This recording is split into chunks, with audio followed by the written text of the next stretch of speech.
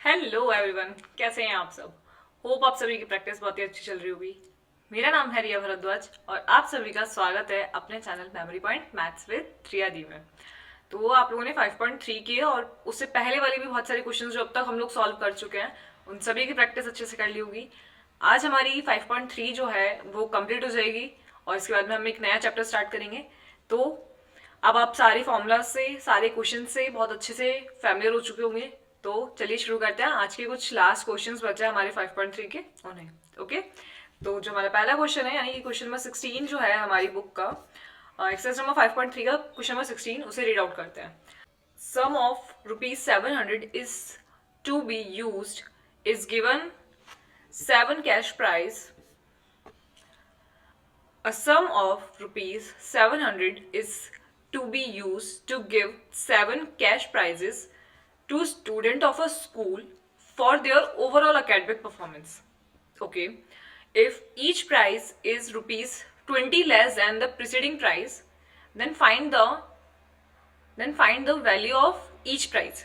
अच्छा, तो क्वेश्चन क्या कह रहा है, क्या क्वेश्चन को समझ पा रहे हैं कि हमारे पास जो मनी का सम है वो कितना है, 700 है। अ सम ऑफ ₹700 जो कि 7 प्राइजेस के अंदर बच्चों को दिया जा रहा है स्कूल में। ठीक है, 7 प्राइजेस है और ओवरऑल मनी कितनी है, 700 है, जो कि स्कूल के अंदर स्टूडेंट्स को दी जा रही है। ठीक है, यानी मेरे पास में 700 रुपए और मुझे 700 रुपए में 7 प्राइजेस डिस्ट्रीब्यूट करने हैं बच्चों को। ठीक है, 7 तरह के prizes for their overall academic performance. If each prize is 20 less than, यानी कि अगर एक प्राइस 20 है, यानी कि अगर मैं कहूंगी पहला वाला जो प्राइस है वो अगर 50 रुपीज है, तो उसके बाद वाला जो प्राइस होगा वो 20 रुपीज लेस होगा, यानी कि वो 30 रुपीज होगा। ठीक है, ये सिर्फ एक एग्जाम्पल दिया है मैंने कि हर जो प्राइस है वो 20 रुपीज कम होता जा रहा है पहले वाले प्राइस के कंपेरिजन में। ठीक है, ये चीज क्लियर है। ये वाली लाइन जो कह रहा है कि 20 rupees less than it's preceding price. ठीक है, find the value of each price. हमें सभी जो भी हम लोग साथ के साथ जो प्राइस डिस्ट्रीब्यूट करेंगे उनकी वैल्यूज हमें फाइंड करनी है। ठीक है, तो चलिए सबसे पहले हमें जो क्वेश्चन में गिवन है उन्हें लिखते जाते हैं कि हमें क्या क्या समझ में आ रहा है।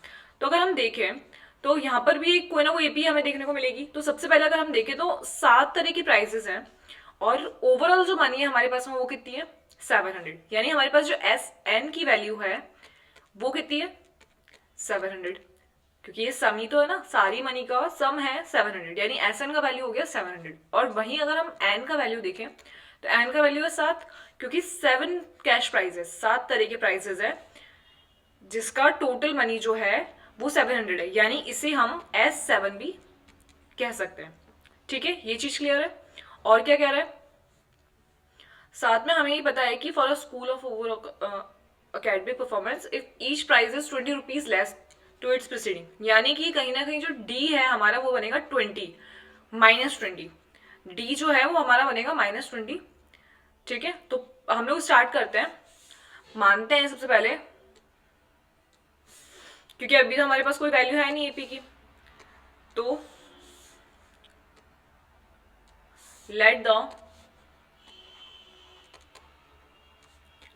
First cash price be x. अगर पहला जो कैश प्राइस होगा वो एक्स होगा, सो सेकंड कैश प्राइस कितना हो जाएगा, सेकंड कैश प्राइस हो जाएगा हमारा पहले वाले में से 20 रुपए कम कर देंगे। यही कह रहा है ना क्वेश्चन कि हमेशा जो भी रुपीज होंगे पहले वाले उससे 20 रुपए कम करके उसका अगला वाला प्राइस मिलेगा। ठीक है, ऐसी जो थर्ड प्राइस होगा उसमें फिर से 20 रुपीज हो जाएंगे पहले वाले के कम, यानी कि पहले वाला X-20, तो इसमें से 20 रुपीज और कम कर देंगे। क्या ये चीज समझ में आई? हमेशा जो पहले वाला प्राइस है उससे 20-20 रुपए कम होते जाएंगे।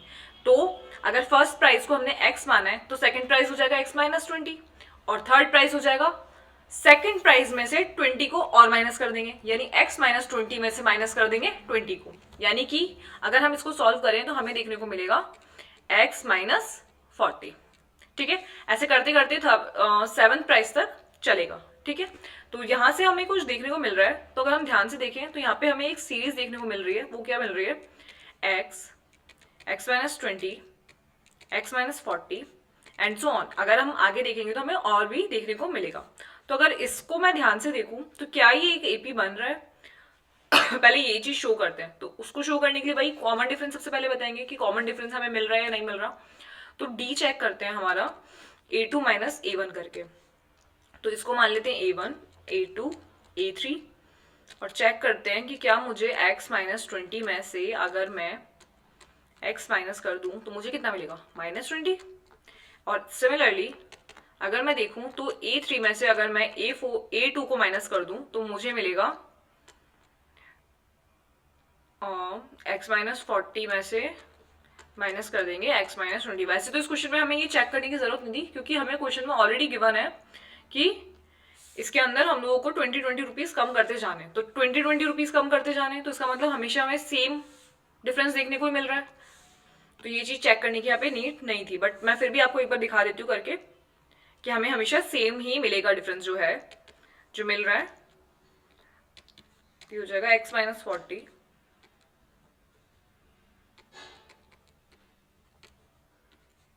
ये हो गया कट और इधर बचा माइनस 20, है ना। तो हमेशा माइनस 20 का डिफरेंस मिलेगा क्योंकि 20 तो कम करते जा रहे हैं ना अपन हर बार, 20 रुपीज हर बार कम कर रहे हैं। तो 20 रुपीज का ही अपन को डिफरेंस देखने को मिलेगा। तो ये शो करने की जरूरत नहीं है, एक बार ही बहुत है सिर्फ डिफरेंस हमें बताने के लिए कि हाँ जो हमारा डिफरेंस है वो कितना है, माइनस 20। ठीक है, तो ये चीज समझ आ गई होगी, चीज सिर्फ समझाने के लिए था। इसको हटाते हैं और जो पहला वाला है डी हमारा जो वैल्यू है वो कितना मिल रहा है हमें, माइनस 20, इसे शो करते हैं। ये हो गई हमारी डी की वैल्यू। नाउ अब हमें और क्या पता है?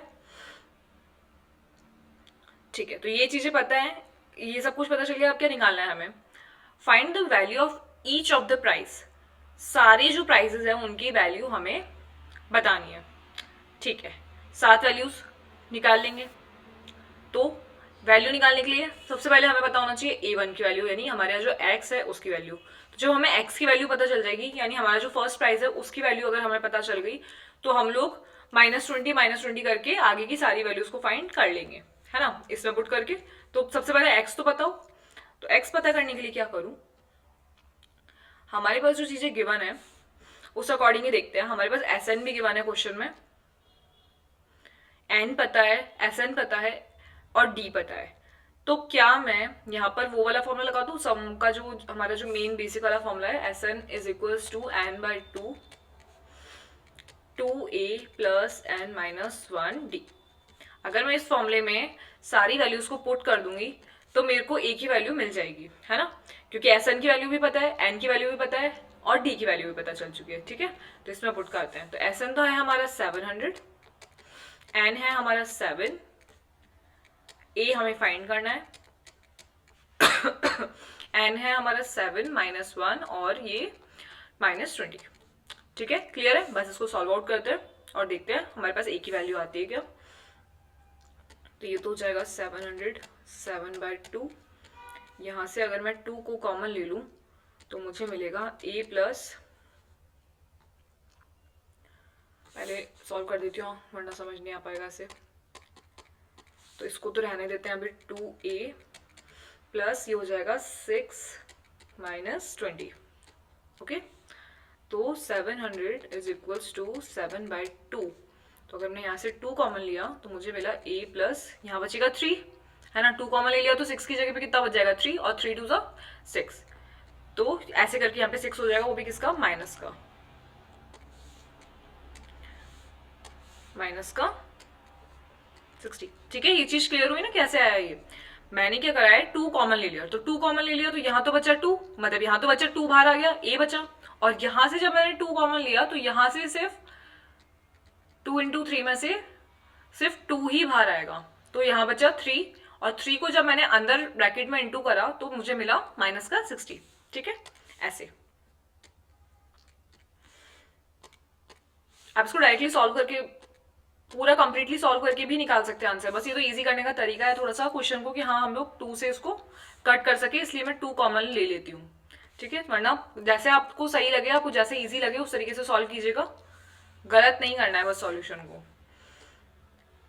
चलिए, तो ये हो जाएगा 700 इज इक्वल्स टू 7, ये 2 तो क्रॉस हो गया और अंदर बचा a माइनस 60, और ये 7 ले लेते हैं इसके अपॉन में, तो यहाँ बच जाएगा a माइनस 60, तो ये हो जाएगा 100 is equals to a minus 60। तो यहाँ से जो मुझे a की वैल्यू मिलेगी वो कितनी मिलेगी, 100 प्लस 60 इक्वल्स के इधर आएगा तो प्लस का हो जाएगा, तो a की वैल्यू मिल गई है मुझे 160, a की वैल्यू मिल गई है 160। अब a की वैल्यू मिली है 160, इसका क्या मतलब हुआ, इसका ये मतलब हुआ कि जो हमारा फर्स्ट टर्म है यानी जो हमारा फर्स्ट प्राइस है वो कितना हो गया 160 रुपीज का, यानी जो हमारा x है, x रुपीज जो है हमारे वो कितने हो गए हैं रुपीज 160। तो ये हो गया हमारा फर्स्ट प्राइस, ठीक है। अब हमारे पास में एपी क्या थी, हमारी जो एपी थी वो थी x माइनस 20, x माइनस 40, यही थी ना, x माइनस 60 अप टू 7, जहां तक 7 प्राइजेस बनते हैं वहां तक का, ठीक है। तो पहला लिखते हैं, पहला हो जाएगा हमारा 160 रुपीज, एक्स की जो वैल्यू है वो 160। अब इसमें से क्या करती हूँ, 20 माइनस करती जाती हूँ एक्स में से और आगे के प्राइजेस निकालती जाती हूँ। तो पहला जो हो जाएगा हमारा प्राइस, यहाँ पे की जगह लिख देते हैं प्राइजेस,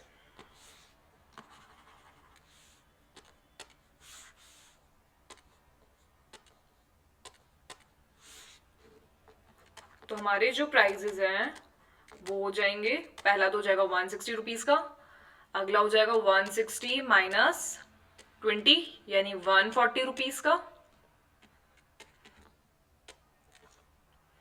उसके बाद में 140 माइनस 20 यानी ऐसे करके लिखते जाते हैं 140 माइनस 20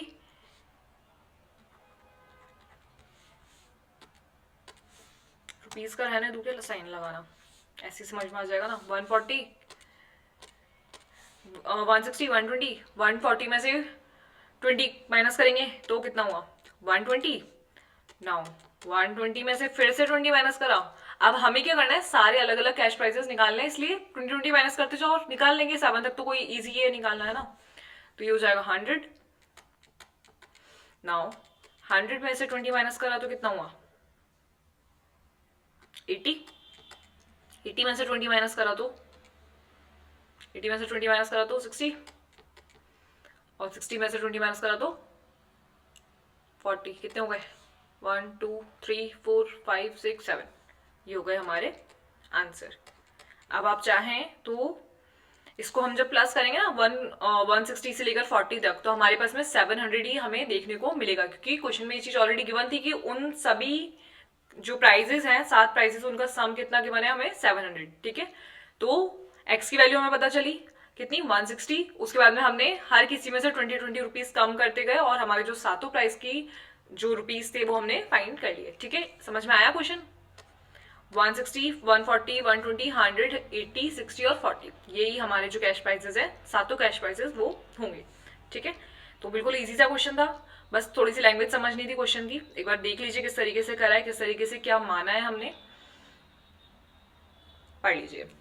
क्वेश्चन में हम लोगों को सम गिवन था और 7 कैश प्राइसेस है टोटल, ये भी गिवन था, तो एन पता चल गया, एस एन पता चल गया। अब ना तो हमें फर्स्ट प्राइस पता है, तो जब हमें नहीं पता है तो हम लोग एपी में, अब हमें एपी बनानी है सबसे पहले, तो सबसे पहले मानते हैं कि हमारा जो फर्स्ट प्राइस है वो कितना बनेगा, उसको मान लिया एक्स।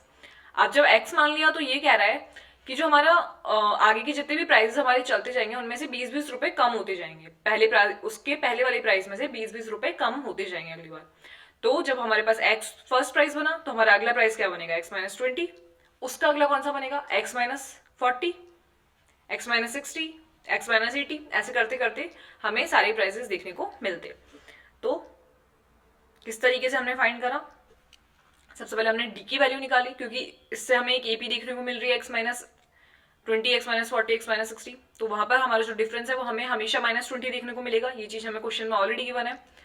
उसकी हेल्प से हमने जो हमारा जो एस एन वाला फॉर्मूला था उसके अंदर सारी वैल्यूज को पुट करा और हमारा जो एक्स का वैल्यू था उसे फाइंड करा, ठीक है। बस इतना सा क्वेश्चन था, देखिए।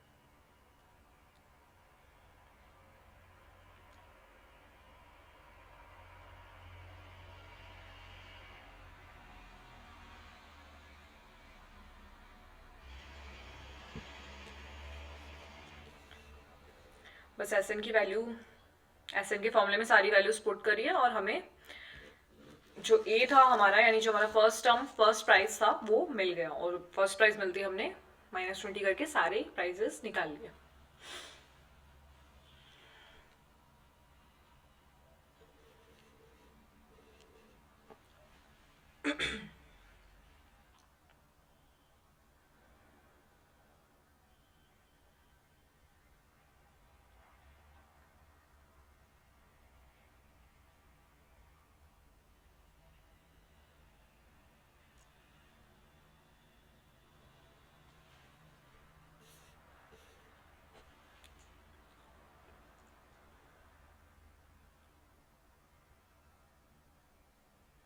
ओके, क्लियर है क्वेश्चन? होप अच्छे से समझ में आ गया होगा क्वेश्चन को. खुद से लैंग्वेज पढ़कर ढंग से निकालने की कोशिश कीजिए. क्वेश्चन में क्या क्या गिवन है हमें समझने की कोशिश कीजिए. नहीं आता है तो देख के दोबारा से सॉल्व कीजिए. बहुत इजी क्वेश्चन है, बहुत इजीली आ जाएंगे. ठीक है, चलिए नेक्स्ट क्वेश्चन को रीड आउट करते हैं क्या कह रहा है. क्वेश्चन नंबर 17 जो है हमारा, उसे रीड करते हैं.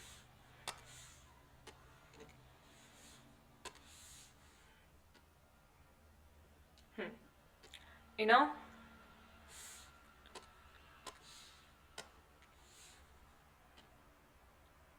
a school, student thought of planting trees in and around the school to reduce air pollution. ठीक है, किसी स्कूल के अंदर स्टूडेंट्स ने सोचा कि हम प्लांट्स लगाते हैं स्कूल के अंदर भी और स्कूल के बाहर भी एयर पॉल्यूशन को रिड्यूस करने के लिए. ठीक है, it was decided that the number of trees It was decided that the number of trees that each section of each class will be planted will be the same as the number as the class.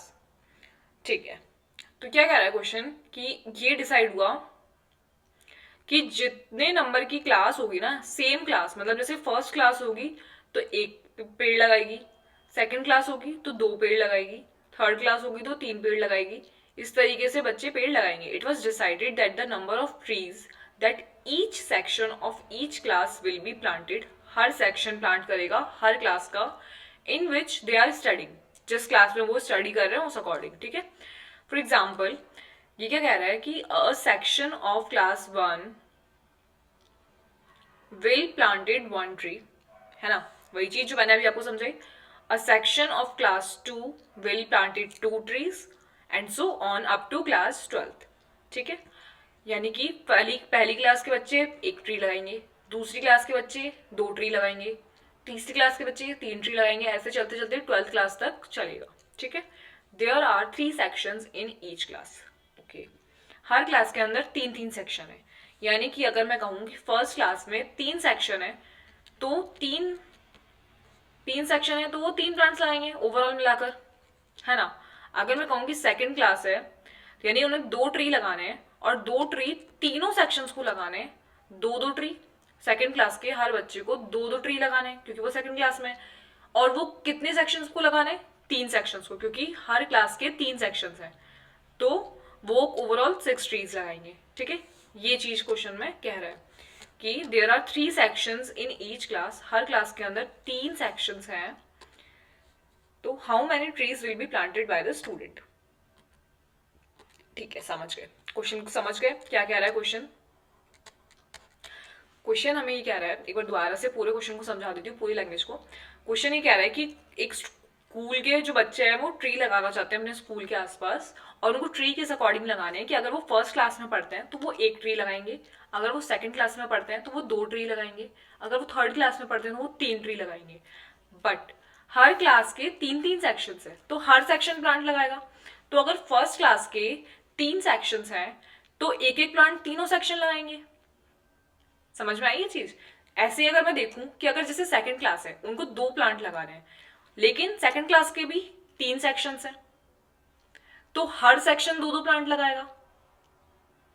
ऐसे ही third class का देखूं तो third class को 3 plant लगाने हैं और third class के भी 3 सेक्शन है तो हर सेक्शन 3-3 प्लांट लगाएगा.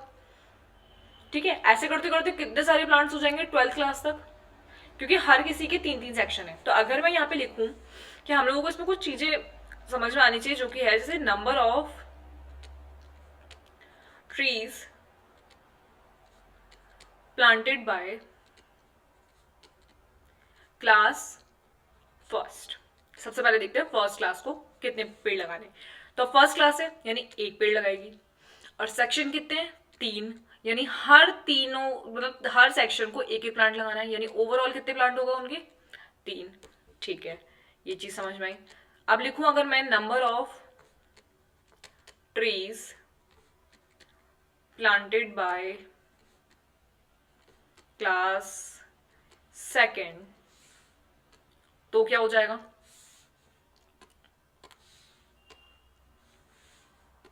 तो क्या हो जाएगा कि सेकंड क्लास है मतलब दो पेड़ लगाएगी, और 2 पेड़ किसमें लगाने हैं, तीनों सेक्शंस में। सेकंड क्लास है 2 पेड़ लगाएगी और तीनों सेक्शन मिलके 2 पेड़ लगाएंगे, तो ओवरऑल कितने हो जाएंगे, 6 प्लांट्स। क्या समझ आ रहा है क्या लिख रही हूं मैं। ऐसे ही number of trees planted by class third, तो थर्ड क्लास है 3 प्लांट लगाएगी और तीनों सेक्शन 3 प्लांट लगाएंगे, तो ओवरऑल प्लांट कितने लगा देगा third class, third class overall plant लगा देगा 9। समझ आया। ऐसे करते करते अप टू 12th क्लास तक ये जो प्रोसेस है ये चलेगी।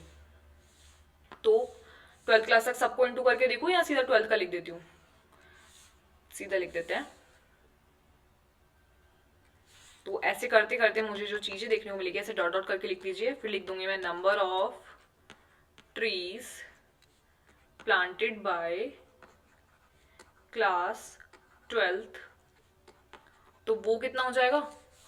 अब वही सेम चीज 12th क्लास है तो 12 पौधे लगाने हैं, और हर सेक्शन 12 पौधे लगाएगा, तो कितने पौधे हो जाएंगे 12th क्लास के, 12th क्लास है तो उसको 12 पौधे लगाने पड़ेंगे, लेकिन उसके भी 3 सेक्शंस हैं, तो तीनों सेक्शन 12 पौधे लगाएगी, तो कितने हो जाएंगे 36। ठीक है, तो अगर मैं यहाँ पे ध्यान से देखूं तो मुझे फिर से एक एपी देखने को मिल रही है, और वो एपी क्या है, फर्स्ट क्लास में 3 पौधे लगे, सेकंड क्लास में 6 पौधे लगे, थर्ड क्लास में 9 पौधे लगे। ऐसे करते करते 12th क्लास तक मुझे 36 पौधे मिले। ठीक है, तो यहाँ पे मुझे एक एपी बन रही है, उसको लिखती हूं मैं। वो क्या एपी बन रही है, 3, 6, 9 अप टू 36। क्या ये मुझे एपी देखने को मिल रही है, यहाँ पे मिल रही है ना। तो क्वेश्चन हमें क्या कह रहा है, क्वेश्चन हमें कह रहा है there are 3 sections in each classes. ठीक है, how many trees will be planted by the students, यानी कि उन्होंने टोटल 12th क्लास तक के जो स्टूडेंट्स हैं उन लोगों ने ओवरऑल कितने पौधे लगा दिए। यानी कि मुझे यहाँ पे निकालना है सम 12th क्लास तक के पौधों का।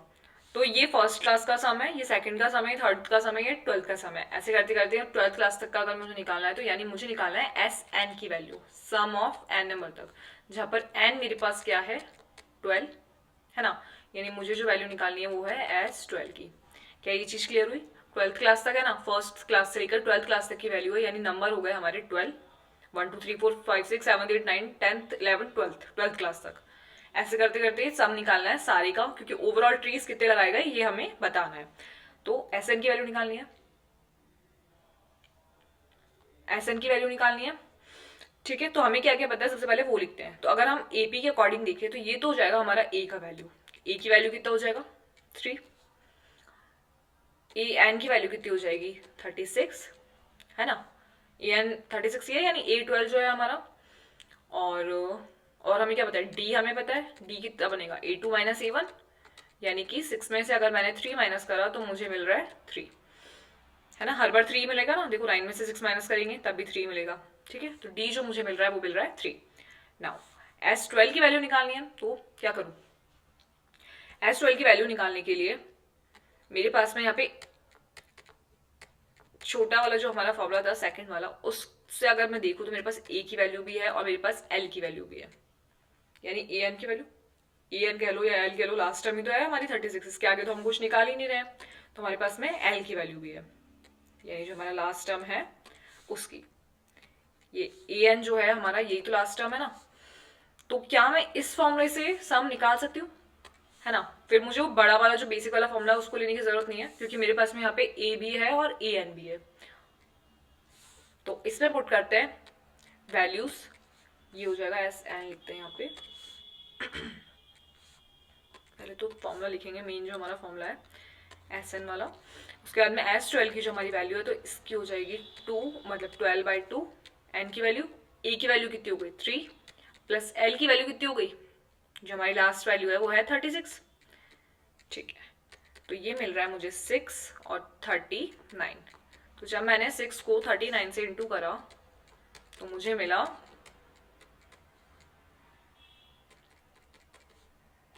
234। यानी कि 12th क्लास तक के बच्चों ने, फर्स्ट क्लास से लेकर 12th क्लास तक के बच्चों ने कितने पौधे लगा दिए? उन लोगों ने लगा दिए 234, 234 पौधे जो हैं फर्स्ट क्लास से लेकर 12th क्लास तक के हर सेक्शंस ने मिलकर 234 ट्री का प्लांटेशन किया। समझ आया? यही हमें निकालना था कि ओवरऑल 12th क्लास तक के बच्चों ने कितने पौधे लगा दिए, तो वो चीज हमने फाइंड कर लिया। ये हो गई 12th क्लास तक के बच्चों के सारे प्लांटेशंस। यही हमारा आंसर है। एक बार क्वेश्चन को ढंग से समझ लीजिए, थोड़ा सा बड़ा क्वेश्चन है, थोड़ा सा समझने लायक क्वेश्चन है, लेकिन क्वेश्चन बहुत अच्छा क्वेश्चन है। बस थोड़ी सी लैंग्वेज को समझना है कि लैंग्वेज क्या कह रहा है। ठीक है, लैंग्वेज में काफी एग्जाम्पल्स देके समझाया गया है हमें कि जैसे फर्स्ट क्लास है तो 1 पौधा लगाएगी, सेकेंड क्लास है तो 2 पौधा लगाएगी, थर्ड क्लास है तो 3 पौधे लगाएगी। बट उन सबके 3-3 सेक्शंस है, तो हर सेक्शन को पौधा लगाना है। तो अगर फर्स्ट क्लास के 3 सेक्शंस हैं तो एक एक पौधा तीनों सेक्शन लगाएंगे। अगर सेकंड क्लास के 3 सेक्शन हैं तो 2-2 पौधे तीनों लगाएंगे। अगर थर्ड क्लास के 3 सेक्शंस हैं तो 3-3 पौधे तीनों लगाएंगे। इस तरीके से 12th क्लास तक ये प्रोसेस सेम चलेगा। वही चीज मैंने यहाँ पे लिखी है। ठीक है, एक बार समझने की कोशिश कीजिए क्वेश्चन को, लैंग्वेज जो मैंने लिखा है उस अकॉर्डिंग पढ़िए और किस तरीके से एपी फाइंड करिए वो देखिए। ठीक है, पढ़िए।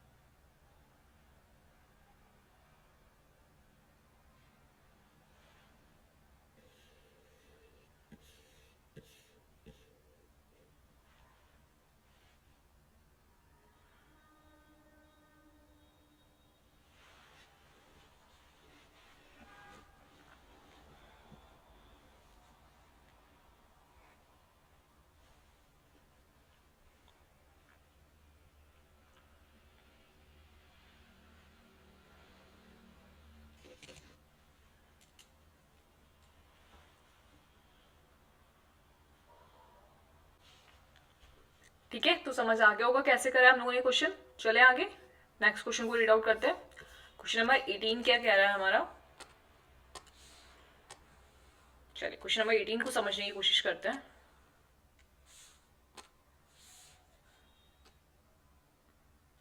ठीक है, तो क्वेश्चन नंबर 18 में हमें एक डायग्राम भी गिवन है, पहले उस डायग्राम को ड्रॉ करने की कोशिश करते हैं। हमारी एनसीईआरटी में एक डायग्राम गिवन है क्वेश्चन में।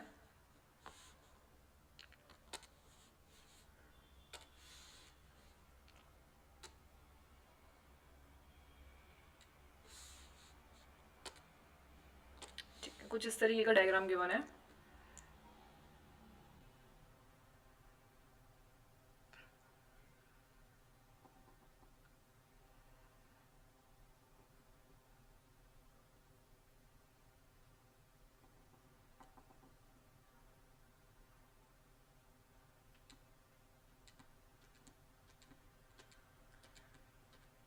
ठीक है, तो ये डायग्राम मैंने बना दिया है, इसको थोड़ा सा समझने की कोशिश कीजिएगा कि क्या चीज जो है वो हमें एनसीईआरटी में गिवन है। ठीक है, बुक्स आप सभी के पास में है ही, तो इस तरीके का एक फिगर हमें ऑलरेडी एनसीईआरटी में गिवन है।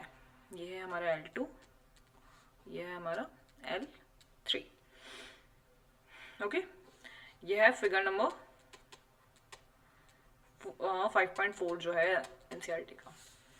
ठीक है, चलिए तो क्वेश्चन को रीड आउट करते हैं। अकॉर्डिंग टू फिगर क्या कहना चाह रहा है पढ़ने की कोशिश करते हैं। ऐसे ही कुछ फिगर गिवन है कि स्पाइरल यहाँ पे बन रहा है। अ spiral is made up of successive semi circles. Okay, successive semi circles के साथ में यानी बढ़ते हुए सेमी सर्कल्स हमें यहाँ पे दिखाई दे रहे हैं। अगर आप ध्यान से देखें तो यहाँ पर हमें सेमी सर्कल्स दिखाई दे रहे हैं। जैसे पहला सेमी सर्कल देखिए ये बन रहा है ना। ऐसे ही दूसरा सेमी सर्कल जो है वो ये बन रहा है। सेमी सर्कल से मतलब समझते ना, ये बन रहा है ना दूसरा सेमी सर्कल, जो ग्रीन वाला मैंने पेंट करा है। तीसरा सेमी सर्कल फिर बन रहा है ऊपर, ये बड़ा वाला। तो जो सेमी सर्कल्स है वो बढ़ते हुए क्रम में सक्सेसिव सीरीज में हमें सेमी सर्कल्स दिखाई दे रहे हैं। 3 सर्कल्स आपको दिखाई दे रहे हैं। ऐसे ये वाला जो है ये चौथा, इसको गिन लीजिए व्हाइट वाले को। ऐसे तो हम लोगों को इसके अंदर सक्सेसिव सेमी सर्कल्स दिखाई दे रहे हैं with center alternatively at A and B, with centers alternatively at A and B starting with center A, जो कि A सेंटर से शुरू हो रहे हैं। ये जो A है सेंटर पे, ये इन सभी का जो सेंटर है वो क्या है A। ठीक है अच्छा, A और B दोनों सेंटर है। अच्छा, ये चीज ये कह रहा है कि with centres alternatively A and B, यानी जो रेड वाला है उसका अगर हम सेंटर देखें तो बनेगा ए। फिर रेड वाले के बाद में कौन सा बन रहा है, ये ग्रीन वाला है ना। जब हम ऐसे ऐसे ऐसे ऐसे घूमते हुए जाएंगे तो पहले बना ए वाला, फिर बना बी वाला। तो जो बी वाले का सेंटर है वो जो नीचे ग्रीन वाला जो है उसका जो सेंटर है वो है बी। फिर अगर दोबारा से मैं ये L3 वाला देखूं, जो ये L3 वाला जो ऊपर बन रहा है उसका सेंटर हो गया ए। और दोबारा से अगर मैं नीचे वाला देखूं, यानी अगर मैं इसको L4 नाम दे दूं नीचे वाले को, जो व्हाइट वाली लाइन का है, वो उसका सेंटर फिर से क्या बन जाएगा ए। ठीक है, तो अल्टरनेट चल रहा है। पहले वाले का बनेगा ए सेंटर, ग्रीन वाले का बनेगा बी सेंटर, फिर ब्लू वाला जो ऊपर से आया उसका सेंटर क्या बन जाएगा फिर से ए, है ना। अगर हम डायग्राम को भी ध्यान से देखें तो सही में यही हो रहा है कि जो हमारा L1 है उसका सेंटर बन रहा है ए, फिर जो हमारा L2 है उसका सेंटर बन रहा है बी, फिर जो हमारा L3 है उसका सेंटर फिर से ए बन जाएगा। यानी ऐसे अल्टरनेट चलते हुए आ रहे हैं कि सेंटर्स जो हैं उनके वो अल्टरनेट चलते जा रहे हैं। ठीक है, तो ये क्या कह रहा है आगे, of the radii 0.5 centimetre, 1 centimetre, 1.5, 2 centimetre ऐसे करके इन सबकी जो सेमी सर्कल्स की जो रेडियाई है वो ऐसे बढ़ती जा रही है। ठीक है, एज शोन इन फिगर। ठीक है, what is the total length of such a spiral made up of 13 consecutive semi circles. ये सेमी सर्कल है यहाँ पे। ठीक है, तो ऐसे करते करते L1, L2, L3 करते करते 13 तक हम लोगों को सेमी सर्कल्स देखने को मिलेंगे। और अगर मैं इस तरीके को ऐसे देखूं तो ये एक स्पाइरल बन रहा है, तो 13 सेमी सर्कल्स जब हमें देखने को मिल रहे हैं तो ये जो स्पाइरल यहाँ पे बन रहा है उसकी टोटल लेंथ कितनी होगी ये हमें बतानी है। यानी कि ये जो L1 है, अगर मैं इसको बड़ा बनाती हूँ थोड़ा सा, तो ये हो गया हमारा L1, फिर ये हो गई हमारी L2, फिर ये हो गई हमारी L3, L4, L5, L6, ऐसे करते करते करते करते 13 तक ये एक स्पाइरल हमें देखने को मिलता जाएगा। तो ये जो पूरा लेंथ बन रहा है, यानी L1 अगर मैं इस वाली लेंथ को कहूँ, L2 मैं इस लेंथ को कहूँ, L3 इसको, ऐसे करते करते L13 तक ओवरऑल जो लेंथ हमें देखने को मिलेगी वो हमें इस क्वेश्चन में बतानी है। ठीक है, क्या क्वेश्चन समझ में आया? क्या हमें क्वेश्चन में क्या बताना है? ये एक स्पाइरल बन रहा है स्पाइरल समझते हैं? एक स्प्रिंग की जैसी मान लीजिए, ऐसे राउंड राउंड राउंड चलते हुए, अगर अगर आपने स्प्रिंग देखी हो तो वो एक ही वायर से पूरी स्प्रिंग बनी हुई होती है, ठीक है। बट स्प्रिंग अगर हम देखें तो वो सेम साइज में होती है, और ये जो है अलग अलग साइज में ऐसे जो सेमी सर्कल्स है वो इसके सक्सेसिव में है, अलग अलग रेडियाई में बने हुए हैं, ठीक है। तो ओवरऑल अगर मैं उसको देखूं सिंगल लेंथ में, तो ये जो 13 सेमी सर्कल्स हमें देखने को मिल रहे हैं, इसकी सिंगल लेंथ, इस स्पाइरल की सिंगल जो लेंथ बन रही है, यानी टोटल लेंथ जो बनेगी स्पाइरल की, वो कितनी बनेगी वो हमें बतानी है। ओके, क्या क्वेश्चन क्लियर हुआ? क्या लैंग्वेज क्लियर हुई? तो सबसे पहले देखते हैं कि जो हमें क्वेश्चन में गिवन है उसे लिखते हैं, ठीक है। तो क्वेश्चन में हमें गिवन है कि ये जो है वो सेमी सर्कल्स है और इनकी रेडियाई हमें गिवन है। तो अगर मैं देखूं कि फर्स्ट वाला जो हमारा सेमी सर्कल है उसकी लेंथ कितनी बन रही है, तो हम ऐसे करते करते सारी जो 13 तक है उन सबकी लेंथ निकाल लेंगे और उन सबको प्लस कर देंगे, ठीक है। तो हमारा जो ओवरऑल लेंथ है वो आ जाएगा, ठीक है। तो सॉल्यूशन स्टार्ट करते हैं, किस तरीके से करेंगे। तो ये कह रहा है कि a spiral is made up of successive semicircles with center alternatively A and B starting at radius A, ठीक है, ऑफ रेडियस 0.5। यानी अगर मैं देखूँ तो जो हमारा L वाला है, जो रेड वाला मैंने कलर करा है, ये जो L1 वाला सेमी सर्कल है उसकी रेडियस कितनी हो जाएगी 0.5, ग्रीन वाले की 0.1, ऐसे करते करते सबकी रेडियस हमें इसमें गिवन है। तो मैं अगर पहले वाले की L1 की लेंथ निकालूं तो मैं क्या लिखूंगी, late the length of L1 semi circle. तो अगर मैं ऐसे करते करते सबकी लेंथ निकाल लूंगी तो मेरे पास ओवरऑल जितने भी 13 सेमी सर्कल्स बनेंगे उन सबकी लेंथ आ जाएगी, है ना। तो जो L1 सेमी सर्कल है हमारा उसकी लेंथ सबसे पहले निकालते हैं। तो अभी सेमी सर्कल बन रहा है, तो सेमी सर्कल का पैरामीटर हमें देखना है, लेंथ यानी पैरामीटर, है ना। जब हमें किसी सर्कल का लेंथ निकालना होता है तो हम उसका पैरामीटर निकालते हैं, और किसी सर्कल का पैरामीटर कितना होता है 2πr। तो अगर मैं इसको सेमी कर दूं, सेमी सर्कल का निकालना हो यानी आधे का ही निकालना हो तो कितना हो जाएगा, इसको भी आधा कर देंगे तो ये हो जाएगा πr। क्या ये चीज समझ में आई कि जब मुझे सर्कल का पैरामीटर निकालना होता है तो मैं निकालती हूँ 2πr से, बट जब मुझे सेमी सर्कल का निकालना है यानी आधी सर्कल का निकालना है तो पैरामीटर को हाफ कर दो तो क्या बचा πr, ठीक है। तो जब मुझे सेमी सर्कल का पैरामीटर निकालना है तो वो निकालूंगी मैं πr से। तो अगर मैं देखूं L1 का पैरामीटर मुझे देखने को मिल रहा है वो कितना मिलेगा πr, जहां पर मुझे पाई की वैल्यू लेनी है 22/7,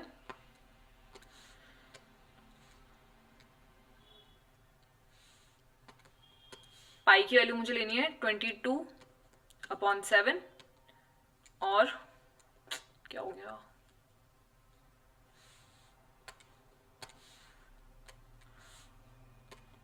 और r की वैल्यू मुझे गिवन है, जो मेरी पहली रेडियस है वो कहती है 0.5।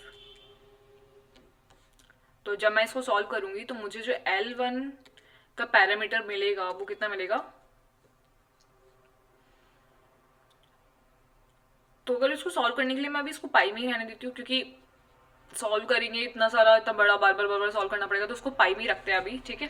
तो ये जो π/2 की वैल्यू है ना, इसको अभी वैल्यू पुट ना करके क्वेश्चन को थोड़ा सा इजी बनाते हैं और पाई में ही रहने देते हैं, ठीक है। जब हमें सॉल्यूशन करना होगा ना उस टाइम पे लिखेंगे सीधा पाई की वैल्यू।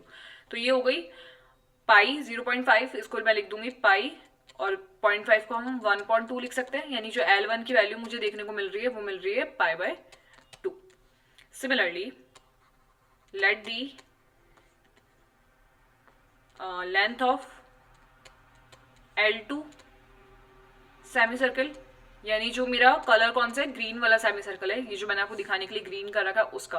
अच्छा, यहाँ पे लेट लेने की जरूरत नहीं है क्योंकि हम लोग कोई मान थोड़ी रहे हैं, यहाँ पे तो सब कुछ हमें गिवन है, बस हमें सॉल्व करना है। तो सिर्फ लिखते जाइए कि हमारे पास क्या क्या लेंथ बन रही है। लेट तो हम जब करते हैं जब हम कोई चीज अज्यूम कर रहे हो, तो यहाँ तो हमें अज्यूम करने की नीड है ही नहीं, यहाँ तो हमें सब कुछ गिवन है ऑलरेडी, ठीक है। तो the length of L2 semi circle, L2 semi circle की लेंथ कितनी बन रही है उससे अगर मैं लिखूं तो कैसे लिखूंगी, तो L2 की लेंथ मुझे फिर से वही πr देखने को मिलेगी, बट इस बार r जो है वो अलग है, वो कितनी है, पाई को पाई रहने देते हैं, और सेकंड वाले की रेडियस अगर मैं देखूं तो है 1, है ना, क्वेश्चन में गिवन है ना हमें 1.0, यानी कि जो मुझे L2 की वैल्यू मिल रही है वो कितनी मिल रही है, क्या हो गया पेन को,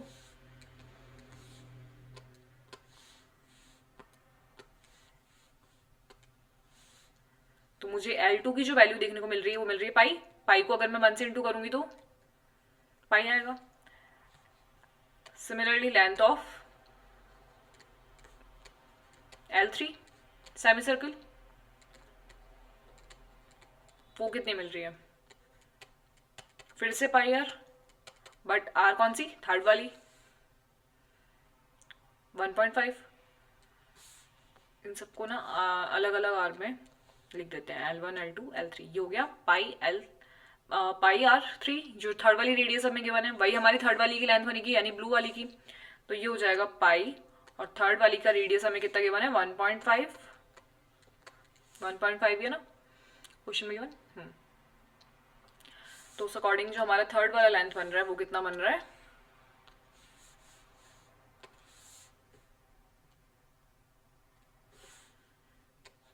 L3 की जो वैल्यू बन रही है वो 5 को मैं लिख दूंगी 3/2 और पाई। ठीक है, क्या ये चीज समझ में आई? अब 3 तक ही बहुत है या और निकालू? 3 तक ही बहुत है। एक हमारा अब यहाँ पे हमें फिर से वही एक एपी देखने को मिल रही है, और वो एपी क्या बन रही है देखिए, इसलिए मैंने इसको पाई में ही रखा। पहला बन रहा है पाई/2, दूसरा बन रहा है पाई, फिर 3 पाई/2। तो अगर मैं इसको यहाँ पे लिखूं तो मुझे पहला मिला पाई, दूसरा मिला पाई/2, पहला मिला है पाई/2 है ना, पहला मिला है पाई/2, फिर पाई,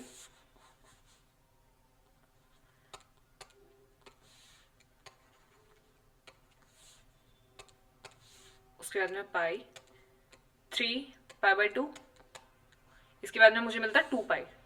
ठीक है, बट हमने 3 तक ही निकाला तो यहीं तक ही रखते हैं। 3 सेमी सर्कल्स का हमने निकाला है, और हमें निकालना कितने सेमी सर्कल्स का है ओवरऑल, हमारे पास में 13 सेमी सर्कल्स हैं, तो हमें 13 तक फाइंड करना है।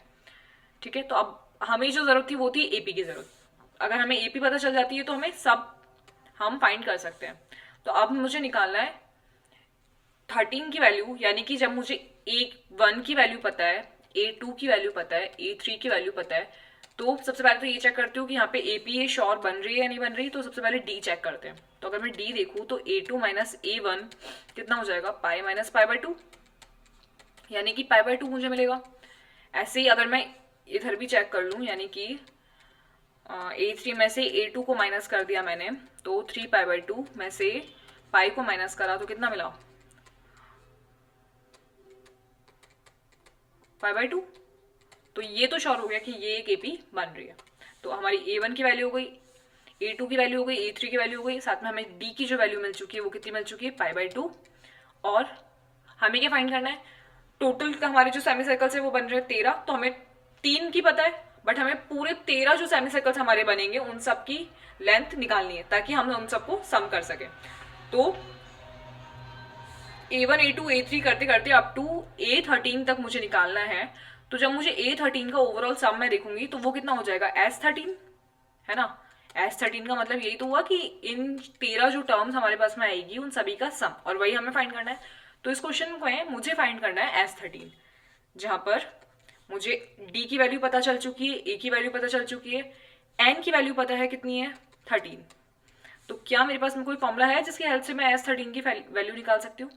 बिल्कुल है। अभी तक हम लोगों ने सारे क्वेश्चन तो नहीं से करे हैं, तो हमारा जो बेसिक वाला फॉर्मूला है वो वही लगेगा यहाँ पे, क्योंकि अभी हमें जो है A13 की वैल्यू नहीं पता, तो लास्ट वाला वो सेकंड वाले फॉर्मूलाज तो ले नहीं सकते इसमें। तो बेसिक वाला जो फॉर्मूला है उसे लिखेंगे n/2 2a plus n minus 1d। यही वाला फॉर्मूला लेना पड़ेगा, क्योंकि जो लास्ट टर्म वाला फॉर्मूला है उसमें तो हमें लास्ट टर्म पता होनी चाहिए, बट यहाँ तो हमें नहीं पता ना, A13 हमें नहीं पता है, इसलिए ये वाला फॉर्मूला लेंगे। तो S13 की वैल्यू हमें निकालनी है, जहां पर n जो है हमारा वो हो गया 13, क्योंकि 13 सेमी सर्कल्स बन रहे हैं, ओवरऑल लेंथ S13 से ही निकलेगी। A की वैल्यू मुझे मिल रही है पाई/2,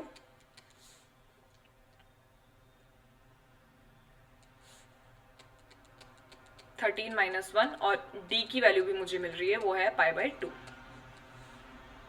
तो S13 जो हो गया हमारा,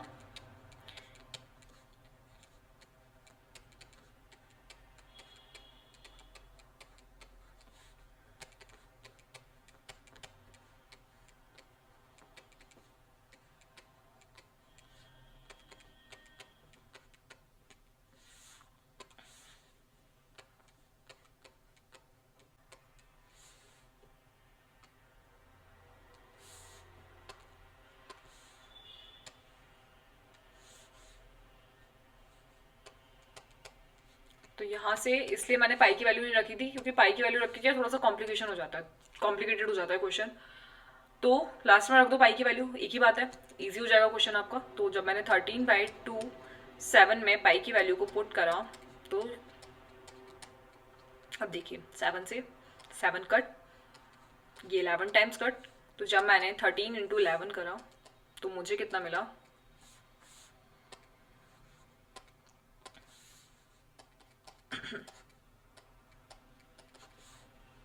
143 143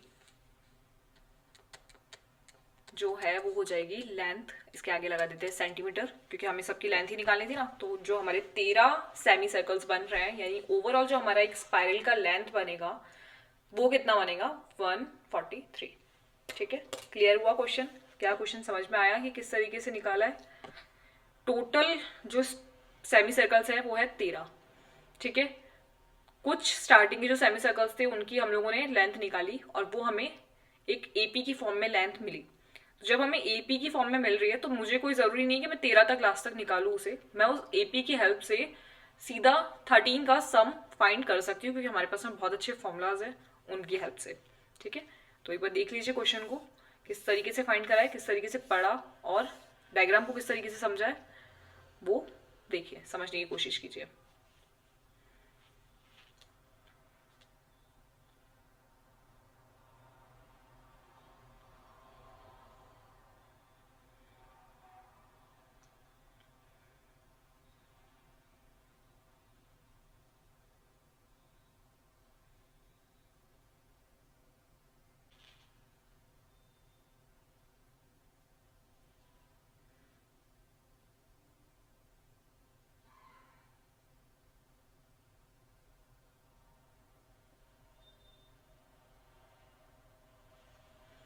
ठीक है, समझ में आया क्या करा है मैंने यहाँ पे?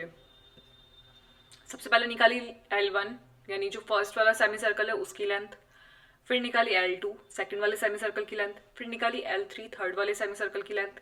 ऐसे करते करते मुझे 13 सेमी सर्कल तक निकालना था, बट 13 तक ना निकाल कर मैंने ये देखा कि 3 में ही मुझे एक एपी देखने को मिल रही है। उस एपी की हेल्प से हम डायरेक्ट फॉर्मूला यूज करके वैल्यूज निकाल सकते हैं। तो जो हमें एपी देखने को मिली π/2 पाई और 3π/2, उसकी हेल्प से मुझे जो पता था यानी A1 D N, इनकी हेल्प से मैंने एस एन की वैल्यू में S13 का जो वैल्यू था उसके अंदर, उस फॉर्मूले के अंदर वैल्यूज को पुट करा और S13 की वैल्यू को इजीली फाइंड कर लिया। ठीक है, देखिए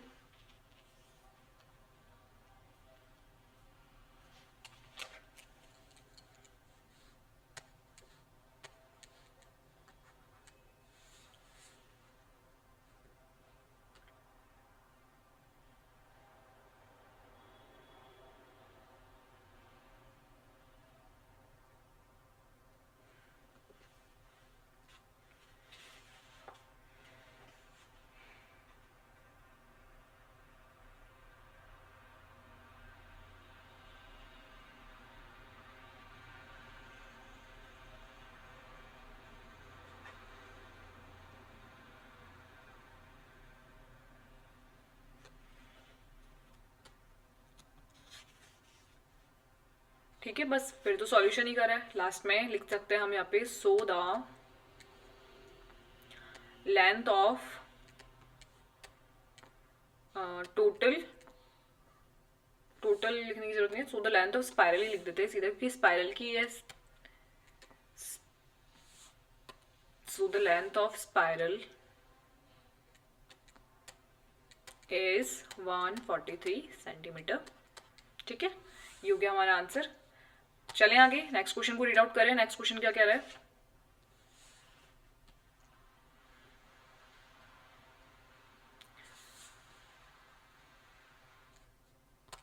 समझ में आ गया होगा सॉल्यूशन। चलते हैं आगे, नेक्स्ट क्वेश्चन को रीड आउट करते हैं। हमारा जो क्वेश्चन नंबर 19 है उसे, तो क्वेश्चन नंबर 19 में भी एक डायग्राम हमें गिवन है।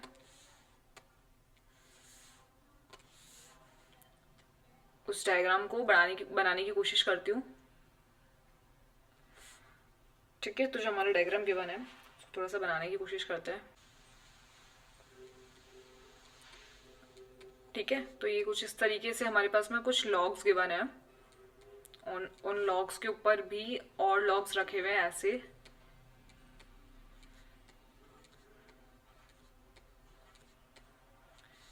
लेकिन वो डिसेंडिंग ऑर्डर में रखे हुए हैं, यानी कि जैसे जैसे ऊपर चलता जा रहा है उस तरीके से ये लॉग्स जो हैं वो कम होते जा रहे हैं। कुछ इस तरीके का डायग्राम हमें गिवन है। ठीक है, ये मैंने थोड़ा सा छोटा बनाया है, बट अगर आप बुक में देखेंगे तो कुछ इस तरीके का डायग्राम हमें देखने को मिलेगा, जिसके अंदर एक पिरामिड शेप में, या फिर ये कह लीजिए कि जब हम उसके ऊपर और लॉक्स रख रहे हैं तो वो लॉक्स कम होते जा रहे हैं। ठीक है, तो क्वेश्चन को अगर हम पढ़ें तो क्वेश्चन हमें क्या कह रहा है, 200 logs are stacked in the following manner. ठीक है, जो नीचे हमें गिवन है उसके अंदर 200 ओवरऑल हम लोगों को स्टैक्स गिवन है, लॉग्स हमें गिवन है। तो 220 लॉग्स आर इन बॉटम, यहाँ जो बॉटम है उसमें कितने लॉग्स हैं, 20। ठीक है, फिर उसके बाद में 19 इन द नेक्स्ट रो, अगली वाली जो रो है ये वाली होगा 20, अगली वाली रो के अंदर होगा 19, and 18 on the next row, फिर उसके अगली वाली में होगा 18। ऐसे करते करते एक एक लॉग जो है वो कम होता जा रहा है। ठीक है, और ये क्या कह रहा है, in the next row and so on, ऐसे करते करते एक एक लो सब में कम हो जाएगा। ठीक है, in how many rows are 200 logs placed and how many logs are in top row, कि जो सबसे ऊपर वाली जो टॉप रो बनेगी उसके अंदर कितने लॉग्स होंगे। ठीक है, तो अगर हम क्वेश्चन को समझें तो इसके अंदर भी हमारे पास में एक एपी बन रही है जिसके अंदर हमें गिवन है कि जो हमारा टोटल लॉग्स है वो कितने हैं, 200। यानी अगर मैं कहूं कि एस एन जो है मेरा वो है 200। ठीक है, बट मुझे यहाँ पे एन की वैल्यू नहीं पता, क्योंकि मुझे नहीं पता कि ऐसे बढ़ते बढ़ते ये कहां तक जाएगा, तो एन रहने देते हैं। बट हमें सम पता है कि जो टोटल लॉग्स है ओवरऑल वो कितना है, 200। 200 की हेल्प से ये बन रहा है। और जो हमारा फर्स्ट रो है, फर्स्ट रो में 20 लॉग्स हैं,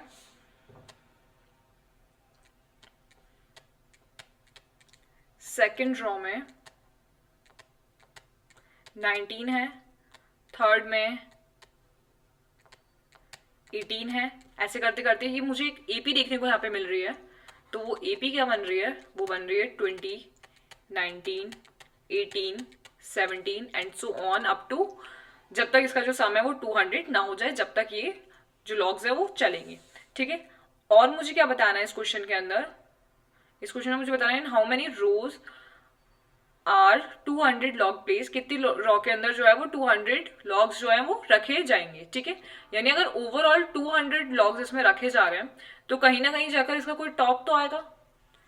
ऐसे चलते चलते चलते चलते कहीं ना कहीं टॉप तो आता जाएगा ऊपर, ऐसे मैं और रखती जाऊंगी तो कहीं ना कहीं जाकर इसका टॉप आ जाएगा। तो जो लास्ट वाला रो है जहां पे 200 सारे खत्म हो जाएंगे, तो उस रो के अंदर यानी how many logs are in the top row, जो सबसे ऊपर वाली वो होगी रो, उसके अंदर कितने लॉग्स रखे जाएंगे ये हमें बताना है। यानी जो लास्ट वाला है यानी ए एन जो हमारा बनेगा, अगर मैं इस एपी को देखूं तो ये हो जाएगा A1, A2, A3, A4, ऐसे करते करते कहीं ना कहीं लास्ट रो हमें देखने को मिलेगी। तो जो लास्ट रो हमारी बनेगी वो बनेगी AN। तो जो AN की वैल्यू होगी ना वो कितनी होगी, ये एक तो हमें बताना है। ठीक है, और रो जो टोटल रोज बनेगी वो कितनी रोज बनेगी वो हमें बतानी है। यानी कि इस क्वेश्चन के अंदर एक तो हमें एन की वैल्यू बतानी है कि टोटल कितनी बन रही है, वो हो गई हमारी एन, और दूसरी चीज बतानी है हमें ए एन, क्योंकि लास्ट वाली जो टर्म है वो क्या बनेगी वो भी हमें बतानी है। तो एक तो निकालनी है हमें एन की वैल्यू कि लास्ट टर्म हमें कब देखने को मिल रही है और क्या देखने को मिल रही है ये भी बतानी है। क्या क्वेश्चन समझ में आया कि जो हमारा A1 है उसमें मुझे 19 मिल रहा है, A2 है उसमें मुझे A1 है उसमें मुझे 20 मिल रहा है, A2 में मुझे 19 मिल रहा है, A3 में मुझे 18 मिल रहा है। ऐसे करते करते AN तक, जब तक 200 हमारी टोटल खत्म नहीं हो जाते लॉग्स, जब तक मुझे कुछ रोज देखने को मिलेगी 1 2 3 4 अप टू कहाँ तक मिलती है वो मुझे नहीं पता। तो मुझे ओवरऑल कितनी रोज देखने को मिल रही है 200 लॉग्स के लिए वो मुझे निकालना है। तो रोज हो गई हमारी एन की वैल्यू, है ना, क्योंकि first row, second row, third row, fourth row, ऐसे करते करते टोटल रोज हमें कितनी मिलेगी एन। तो एक तो मुझे निकालना है एन की वैल्यू। ठीक है, अगला मुझे निकालना है how many logs are in the top row. सबसे ऊपर जो है यानी हमारी जो लास्ट वाली रो होगी ए एन, उसकी वैल्यू निकालनी है। ठीक है, ये चीज समझ में आ गई। चलिए, तो एक तो एन की वैल्यू निकालेंगे, एक ए एन की वैल्यू निकालेंगे। अब सबसे पहले क्वेश्चन में 200 गिवन है, ए की वैल्यू गिवन है, तो सबसे पहले मैं निकालती हूँ डी की वैल्यू, क्योंकि मुझे एपी मिल रही है यहाँ पे। तो डी की जो वैल्यू मुझे मिल रही है वो मिल रही है 19 माइनस 20 यानी कि -1। ठीक है, -1 होता जा रहा है, पहली वाले में 20 है, फिर 19 है, फिर 18 है, -1 करते हुए रोज जो है हमारी वो बढ़ती जा रही है। ठीक है, डी की वैल्यू मिल गई, A1 की वैल्यू मिल गई, AN की वैल्यू नहीं पता है। तो सबसे पहले हमें जो क्वेश्चन में गिवन है उस अकॉर्डिंग निकालेंगे, SN के अकॉर्डिंग। SN से मैं क्या वैल्यूज निकाल सकती हूँ वो देखते हैं। ठीक है, तो SN का जो हमारा फॉर्मूला है, बेसिक वाला फॉर्मूला ले लेते हैं, क्योंकि AN नहीं पता है इसलिए बेसिक वाला फॉर्मूला ही लेना पड़ेगा। तो मुझे यहाँ पे N निकालना है, मुझे SN पता है, A की वैल्यू पता है और D की वैल्यू भी पता है, तो यहाँ से मैं N की वैल्यू इजिली फाइंड कर सकती हूँ। ठीक है, तो ये तो है 200 और n मुझे नहीं पता है तो n को n ही रहने देते हैं। a की वैल्यू मुझे पता है कितनी 20, n नहीं पता है और d मुझे पता है -1। तो इसको सॉल्व करूंगी तो मुझे n की वैल्यू मिल जाएगी है ना। तो इसको सॉल्व कर लेते हैं पहले। ये हो गया 40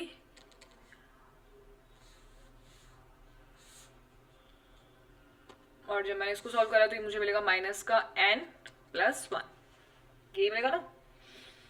n से जब माइनस का 1 इंटू होगा तो माइनस का n हो जाएगा और ये हो जाएगा +1।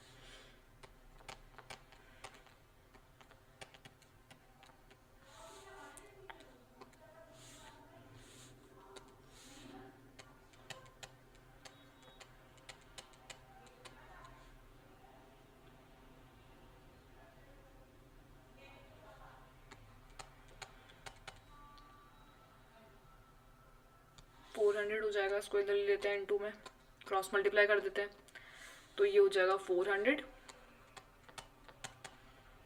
41n minus n square.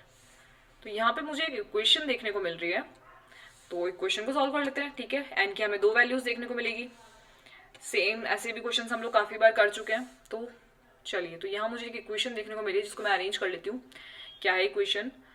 Equation है मेरी माइनस का n स्क्वायर प्लस का 41n और ये इक्वल की इधर आएगा तो ये भी हो जाएगा माइनस का 400 इज इक्वल्स टू 0। तो इसमें से अगर मैं माइनस कॉमन ले लूँ तो ये हो जाएगा n square plus 41n minus को कॉमन लिया है, माइनस को कॉमन ले लिया तो ये हो जाएगा माइनस का 41n और ये हो जाएगा प्लस का 400 इज इक्वल्स टू 0। ठीक है, तो अब मुझे ये इक्वेशन देखने को मिल रही है। इसको जब मैंने सॉल्व करा तो ये ओवरऑल कंप्लीटली सॉल्व नहीं हो रहा है, एक इक्वेशन मुझे देखने को मिलती है जहां से मुझे ये देखना है कि हमें कौन कौन से नंबर्स मिल रहे हैं। तो चलिए सॉल्व करते हैं इसको।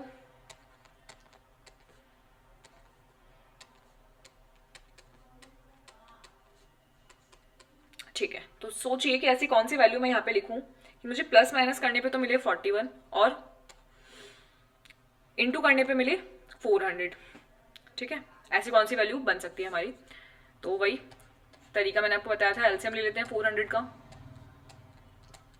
तो जब मैंने 400 का एलसीएम लिया तो मुझे कुछ वैल्यूज मिलती हैं जिसके अकॉर्डिंग मैं देखती हूँ।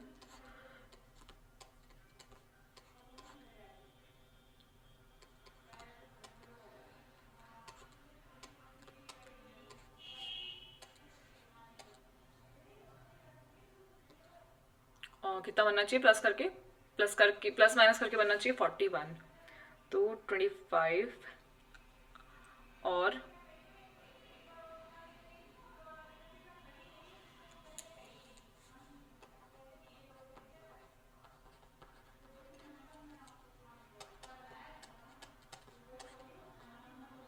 बन रहा है 41, बन रहा है ना, यानी कि 16 और 25।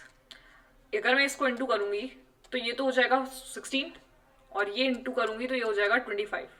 तो ऐसे अगर हम देखें तो मुझे मिल रहा है ये बनेगा 16 और ये बनेगा 25।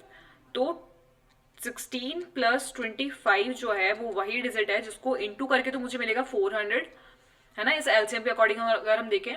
और प्लस माइनस करके मिलेगा 41। ऐसे हमने काफी सारे क्वेश्चंस किए थे, होप ये वाले क्वेश्चन आपको आते होंगे कि हम लोगों ने किस तरीके से इसका जो फैक्टराइजेशन है वो निकाला है। 400 थोड़ी सी बड़ी डिजिट है और 41 को प्लस माइनस करके निकालना भी थोड़ा सा वो हो जाएगा, इसलिए हम लोग इजीली इसको निकाल सकते हैं एलसीएम के हेल्प से। तो 400 का मैं क्या करूंगी, एलसीएम ले लूंगी और फिर जो मुझे उसके फैक्टर्स देखने को मिलेंगे उन फैक्टर्स के अकॉर्डिंग मैं इसको डिवाइड करने की कोशिश करूंगी कि किन दो वैल्यूज को मिलाकर मुझे 41 देखने को मिल रहा है। ठीक है, इस तरीके से मैंने इसको फाइंड करा है। तो अगर मैं देखूँ तो ये बन रहा है 4 और ये बनेगा 4 ऊपर वाली वैल्यू से, ये भी 4 बनेगा, तो 4 इंटू 4 हो जाएगा 16 और ये हो रहा है 25। तो पहले मैं ये चेक करती हूँ, ऐसे मुझे बार बार चेक करना पड़ेगा, ठीक है, कि 25 और 16 को मिलाकर क्या 41 देखने को मिल रहा है। बिल्कुल मिल गया, एक बार में मुझे मिल चुका है 41 और इनका जो इंटू होगा वो तो ऑब्वियस है 400 हो गई क्योंकि उसी का ही तो एलसीएम है। तो इस तरीके से मैं इस वैल्यू को फाइंड कर सकती हूँ। अब मुझे यहाँ पे दो वैल्यूज देखने को मिलेगी, फैक्टराइज हमारा हो गया है। अब मैं इसको करती हूँ सॉल्व,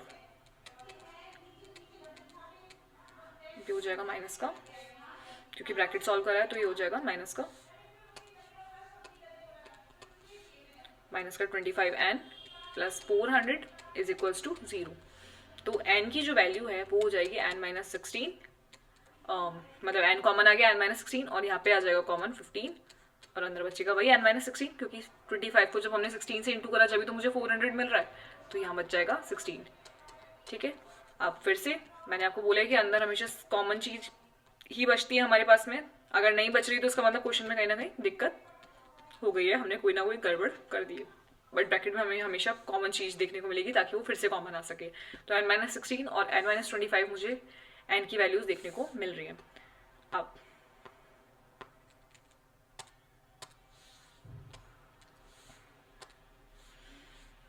यहाँ से मुझे n की जो वैल्यू मिल रही है उसको पुट कर देते हैं 0 के इक्वल में। तो जब मैंने n माइनस 16 को 0 के इक्वल में पुट करा तो मुझे n की वैल्यू मिली 16। सिमिलरली जब मैंने n माइनस 25 को 0 के इक्वल मिला तो मुझे n की वैल्यू मिली 25। ठीक है, अब ये जो दोनों वैल्यूज है ये दोनों वैल्यूज ही नेगलेक्ट करने लायक नहीं है क्योंकि दोनों पॉजिटिव में है और दोनों हम लोग नंबर में ले सकते हैं, बट वैल्यू तो कोई एक ही आएगी। लास्ट में हमें दो टर्म्स तो देखने को नहीं मिल सकती ना कि 16 पे भी मिल रहा है 25 पे भी मिल रहा है, ऐसा तो नहीं हो सकता है ना। तो अब मैं क्या करूं, अब मुझे इसको चेक करने के लिए ये देखना होगा कि हमारा जो लास्ट टर्म बन रहा है यानी कि जो मेरा an की वैल्यू बनेगी वो किस पे मुझे सही मिल रही है। ठीक है, क्योंकि वो डिपेंड करता है an की वैल्यू पर। जो मुझे लास्ट वैल्यू देखने को मिलेगी वो मुझे सही मिल रही है या नहीं मिल रही वो मैं निकालूंगी an की वैल्यू निकाल के। तो अब मेरे को n की दो वैल्यूज मिल चुकी है, तो चलिए जब n की वैल्यू मिल चुकी है तो an की वैल्यू फाइंड करते हैं। तो पहले फाइंड करते हैं 16 की हेल्प से। तो अगर मुझे an निकालना है तो मेरे पास फॉर्मूला है a plus n minus 1 d, है ना, यही फॉर्मूला है। तो an की वैल्यू हमें निकालनी तो है ही, तो a की जो वैल्यू है वो हो जाएगी 20 जो हमें गिवन है, n हमारे पास आ ही चुका है 16 माइनस 1 और d, तो ये हो जाएगा 20 प्लस 15 d और d का भी वैल्यू तो हमें गिवन है ना, तो d क्यों लिख रहे हैं, d की जगह वैल्यू पुट करो। d का वैल्यू कितना गिवन आया, d का वैल्यू हमने निकाला था -1, d की वैल्यू हमारे पास में है -1। तो यहां से मुझे 5 वैल्यू मिली an की, यानी जो हमारा लास्ट वाला लॉग मिलेगा, मतलब जो लास्ट वाला रो मिलेगा उसके अंदर हमारा जो लॉग्स होंगे वो कितने होंगे 5। ठीक है, ये चीज तो समझ आई। अब निकालते 25 से, वही same formula an is equals to 20 plus n है हमारा 25 माइनस 1 और d है -1। तो a25 की वैल्यू मुझे यहाँ से देखने को मिलेगी, यहाँ से मुझे मिली है a5 की वैल्यू, है ना, सॉरी a16 की वैल्यू, क्योंकि यहाँ जो हमारा n था वो था 16।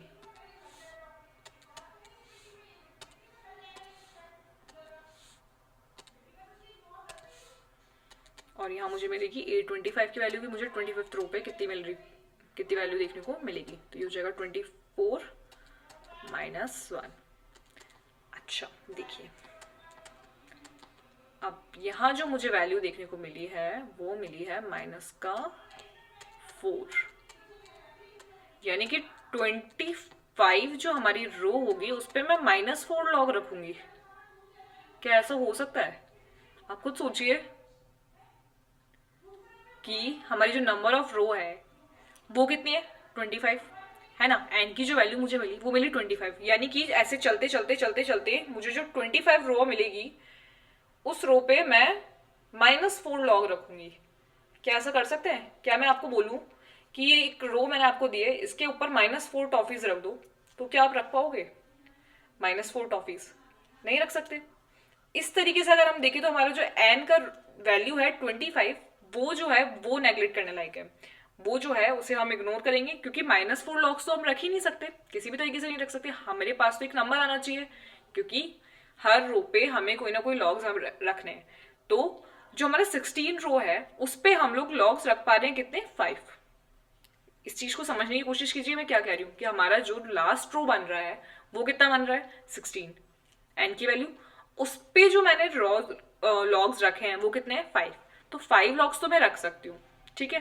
बट हमारा जो एन की वैल्यू 25 मुझे मिल रही है, यानी 25th रो पे मैं -4 लॉग नहीं रख सकती। नहीं रख सकती ना, कैसे भी करके नहीं रख सकती। आप कहीं पे -4 टॉफीज या -4 लॉग्स नहीं रख सकते हैं। इसी तरीके से ये जो वैल्यू है ये हो गई हमारी नेग्लेक्ट। तो इस अकॉर्डिंग हमें जो एन की वैल्यू मिली वो मिली 16, और उसी से ही मुझे A16 की वैल्यू मिल जाएगी कितनी, 5। ये हो गए हमारे आंसर। क्या क्वेश्चन को समझ में आया? क्वेश्चन समझ में आया कि क्या करा है मैंने? ये जो हमारा पैटर्न बन रहा था ना, फर्स्ट रो में 20, सेकंड रो में 19, थर्ड रो में 18, ऐसे करते करते मुझे टोटल रोज कितनी मिलेगी, फर्स्ट सेकंड थर्ड रो करते करते मुझे टोटल रोज मिलेगी 16, यानी मैं ऐसे 16 रोज तक हाइट उसकी बना दूंगी, ठीक है। और जो सबसे ऊपर वाली रो होगी उस पे जो मुझे लॉग्स रखने हैं वो कितना होगा, 5। ये वैल्यू हमने निकाली है, यही वैल्यू हमें निकालनी थी। हमें ए एन की वैल्यू निकालनी थी और एन की वैल्यू निकालनी थी। एन था हमारे रॉज जो बन रही है वो एन की वैल्यू है, वो हो गई 16। और ए एन ओवरऑल अगर हम देखें कि वो डिजिट हमें कितनी मिल रही है, यानी जो लॉग हमें मिल रहा है वो मिल रहा है 5, ठीक है। क्लियर है क्वेश्चन? क्वेश्चन को समझने की कोशिश कीजिए एक बार, क्या लिखा हुआ है, लैंग्वेज पढ़िए, इस डायग्राम से समझने की कोशिश कीजिए और किस तरीके से फाइंड करें उसको समझने की कोशिश कीजिए। और क्यों मैंने वो चीज कैंसिल करी जो 25 रो वाली मिल रही थी मुझे, उसको देखिए, पढ़िए।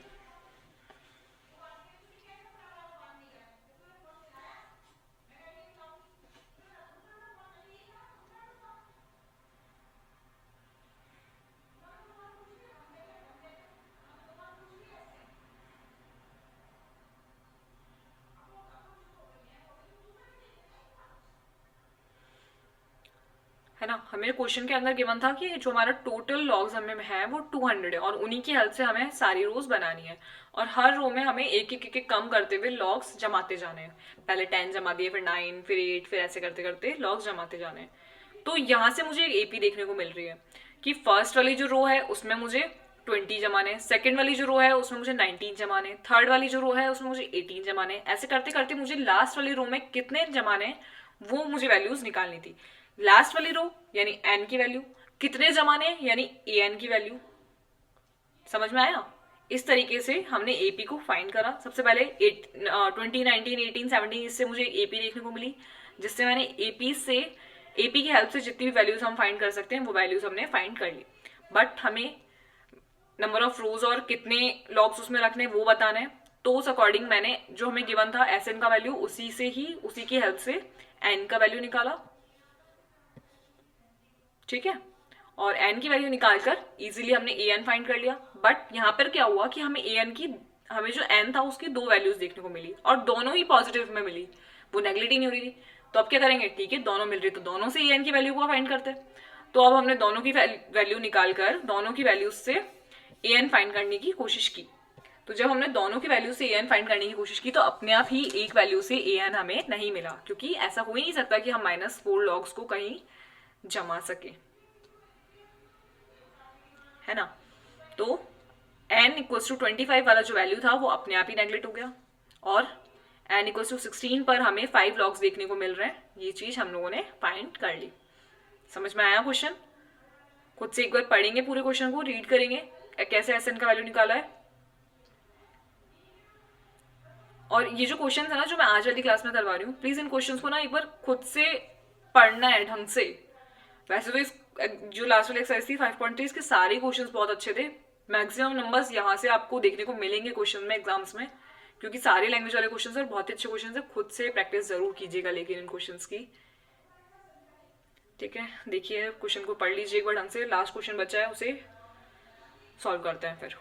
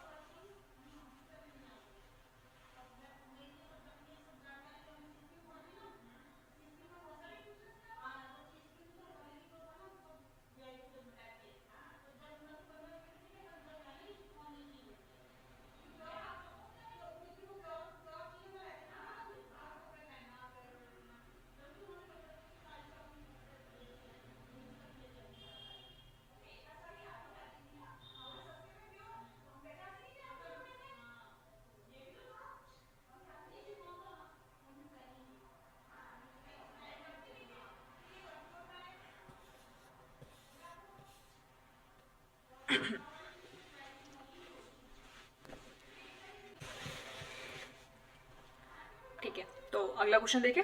चलिए नेक्स्ट क्वेश्चन जो हमारा लास्ट क्वेश्चन है इस एक्सरसाइज का, उसे रीड आउट करते हैं कि क्वेश्चन क्या कह रहा है। ठीक है, तो क्वेश्चन नंबर 20 जो है वो भी लैंग्वेज काफी बड़ी है उस क्वेश्चन की। क्वेश्चन को समझने की कोशिश करते हैं कि क्या कह रहा है क्वेश्चन। चलिए, इन अ पोटैटो रेस, एक पोटैटो रेस है, a bucket is placed at a starting point. ठीक है, एक स्टार्टिंग पॉइंट में एक बकेट रखी हुई है। अच्छा, इसमें भी हमें एक डायग्राम गिवन है, उसको मैं बनाने की कोशिश करती हूँ कि कुछ, क्योंकि वो जो डायग्राम है वो हमें ऑलरेडी क्वेश्चन में गिवन है, तो उससे थोड़ा सा समझने में आपको हेल्प होगी।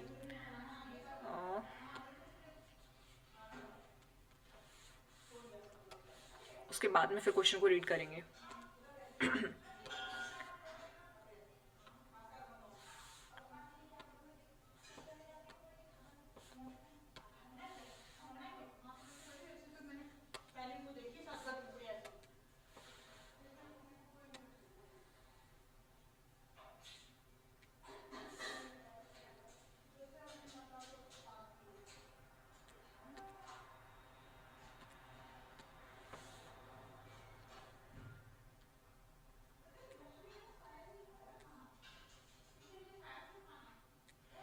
एक बकेट यहाँ पे रखी हुई है, ठीक है, और जो पहला पोटैटो है वो है 5 मीटर पे, उसके बाद में 3 मीटर पे,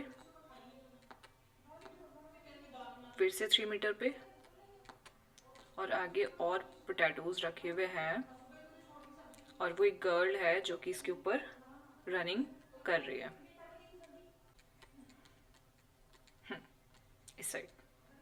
वैसे तो ये दोनों साइड ही रन करेगी, ठीक है। कुछ ऐसा डायग्राम है जो कि आप लोगों को क्वेश्चन में गिवन है, जो हमारी एनसीईआरटी है उसमें गिवन है, ठीक है। तो इस डायग्राम की हेल्प से इसको पढ़ने की कोशिश करते हैं कि क्या कह रहा है ये, ठीक है। इन ए पोटैटो रेस, कोई रेस है पोटैटो की, और bucket is placed at A starting point. Starting point पे कोई एक बकेट रखी हुई है, ठीक है। ये क्या कह रही है, फिर क्या कह रहा है question, which is 5 metre from the first potato, जो कि पहला जो पोटैटो यहाँ पे रखा हुआ है उससे 5 मीटर की दूरी पर है। यानी इस बकेट से लेकर जो पहले पोटैटो की दूरी है वो कितनी है, 5 मीटर, ठीक है। हाँ, तो नेक्स्ट लाइन क्या है, and the other potatoes are placed at 3 metres apart in a straight line. उसके बाद में जो आगे की पोटैटोज है वो 3 मीटर अपार्ट रखे हुए हैं, यानी उन सबकी जो दूरी है आपस में वो कितनी है, 3 मीटर्स। 3 मीटर्स 3 मीटर्स 3 मीटर्स हमें देखने को मिल रही है, ठीक है, इन अ स्ट्रेट लाइन। पहला जो बकेट से लेकर पोटैटो की दूरी है वो है 5 मीटर, और उसके आगे जितनी भी पोटैटोज की दूरी है आपस में वो कितनी है, 3 मीटर पे बाकी पोटैटोज रखे हुए हैं, ठीक है। ये तो हमें रेस समझ में आ गई। There are 10 potatoes in a line, एक लाइन के अंदर ओवरऑल जो पोटैटोज है वो है 10, okay. A competitor start from the bucket, जहां पे बकेट है ना वहां से उसने, जो कॉम्पिटिटर है उसने भागना शुरू करा क्योंकि वहां से जो है रेस स्टार्ट हुई है। Picks up the nearest potato, सबसे पहले उसने नियरेस्ट पोटैटो उठाया। रन्स बैक, यानी वो सबसे पहले यहां से भागना शुरू करा उसने नियरेस्ट पोटैटो तक आया और फिर वापस गया, क्योंकि उसको पोटैटो जो है उसको बकेट में डालना है। ठीक है, पहले वो आया 5 मीटर भागकर, उसने पोटैटो को पिक करा और वापस से उठा के पीछे भागा, 5 मीटर वापस पीछे भागा और जो बकेट था उसके अंदर पोटैटो को डाला। ठीक है, ये चीज समझ में आई। Run back with it, deposit in the bucket, उस जो बकेट है उसमें उस पोटैटो को वापस रखा। Run back to pick the next, उसके बाद में फिर वापस भागा अगले वाले पोटैटो को लेने के लिए, जो 3 मीटर का अगले वाला उसके उसके आगे जो 3 मीटर पे रखा हुआ था। फिर उस पोटैटो को लेकर फिर से भागा और फिर से बकेट में पुट करा। उसके बाद में फिर से अगले वाले 3 मीटर तक भागा, फिर वापस आया रखने के लिए। तो ऐसे करते करते उसने सारे पोटैटोज को ड्रॉप करा है बकेट के अंदर। एंड शी कंटिन्यूज, उसके बाद में क्या कह रहा है, runs to bucket to drop it in and she continues in the same way until all the potatoes in the bucket.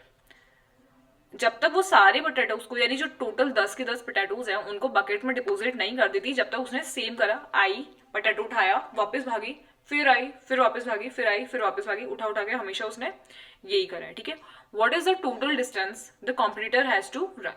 तो ओवरऑल जो उसने डिस्टेंस कवर करी वो उसने कितनी करी, ये हमें बतानी है। ठीक है, बहुत ही अच्छा क्वेश्चन है।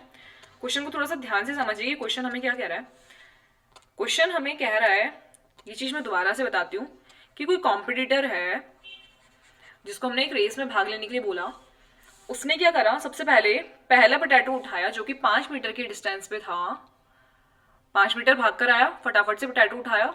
एक लड़की है जिसने, मतलब वो भागी, 5 मीटर भागी, उसने पहला पोटैटो उठाया और फिर 5 मीटर वापस भागकर पीछे गई और अपने बकेट में उस पोटैटो को डिपोजिट कर दिया। फिर वो दोबारा से भागती हुई आई, फिर उसने 5 मीटर प्लस 3 मीटर और, क्योंकि पहले वाले पोटैटो से जो अगला पोटैटो है वो 3 मीटर की दूरी पर है, तो 5 मीटर भागी और 3 मीटर और भागी, क्योंकि अब उसको अगला वाला पोटैटो उठाना था। तो 3 मीटर वाला जो आगे वाला पोटैटो था उसको उठाकर फिर से वो बैक आई सेम डिस्टेंस पे और फिर से पोटैटो को डिपोजिट करा। ठीक है, फिर उसके बाद में फिर से उसने पहले वाली डिस्टेंस कवर करी और 3 मीटर और आगे तक गई। फिर उसने नेक्स्ट वाला पोटैटो को उठाया और फिर वापस से सेम डिस्टेंस कवर करके बकेट तक आई। क्या आप इसको समझ पा रहे हैं? कई बार हमने रील्स में भी आप लोगों ने ऐसी वीडियोस देखी होगी, वो बच्चे आते हैं, उठाते हैं, फटाफट से बकेट के अंदर डालते जाते हैं, फिर भाग कर जाते हैं, फिर उठाते हैं, फिर आगे वाला उठाते हैं, फिर वापस से बकेट में डालते हैं। सेम वो वाली रेस इसमें चल रही है। तो ये क्या कर रही है, हम लोगों को इसमें ये चीज समझने की जरूरत है कि हर बार वो कितना कितना डिस्टेंस कवर कर रही है।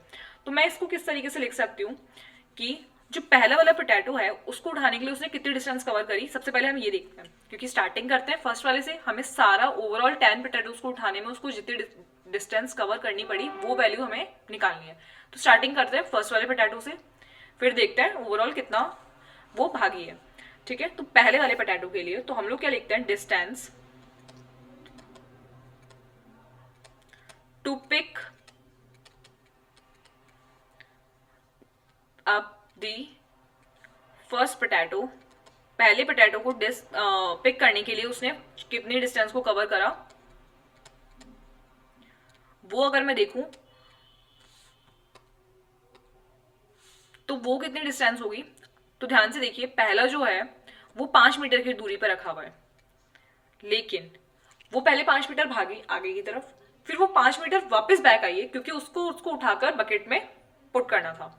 क्या ये चीज समझ में आ रही है कि पहले तो वो 5 मीटर आगे तक भाग कर गई, तो उसने एक बार 5 मीटर कवर करा, फिर उसने पोटैटो को उठाया और फिर वो 5 मीटर वापस पीछे की तरफ भागी, क्योंकि उसको उस पोटैटो को बकेट में रख कर आना था। तो उसने जो 5 मीटर वाली जो डिस्टेंस है उसको 2 बार कवर करा, यानी कि 5 × 2, यानी पहला पोटैटो उठाने के लिए वो ओवरऑल 10 मीटर्स उसने रन किया है। क्या ये चीज समझ में आया कि मैंने ये किस तरीके से लिखा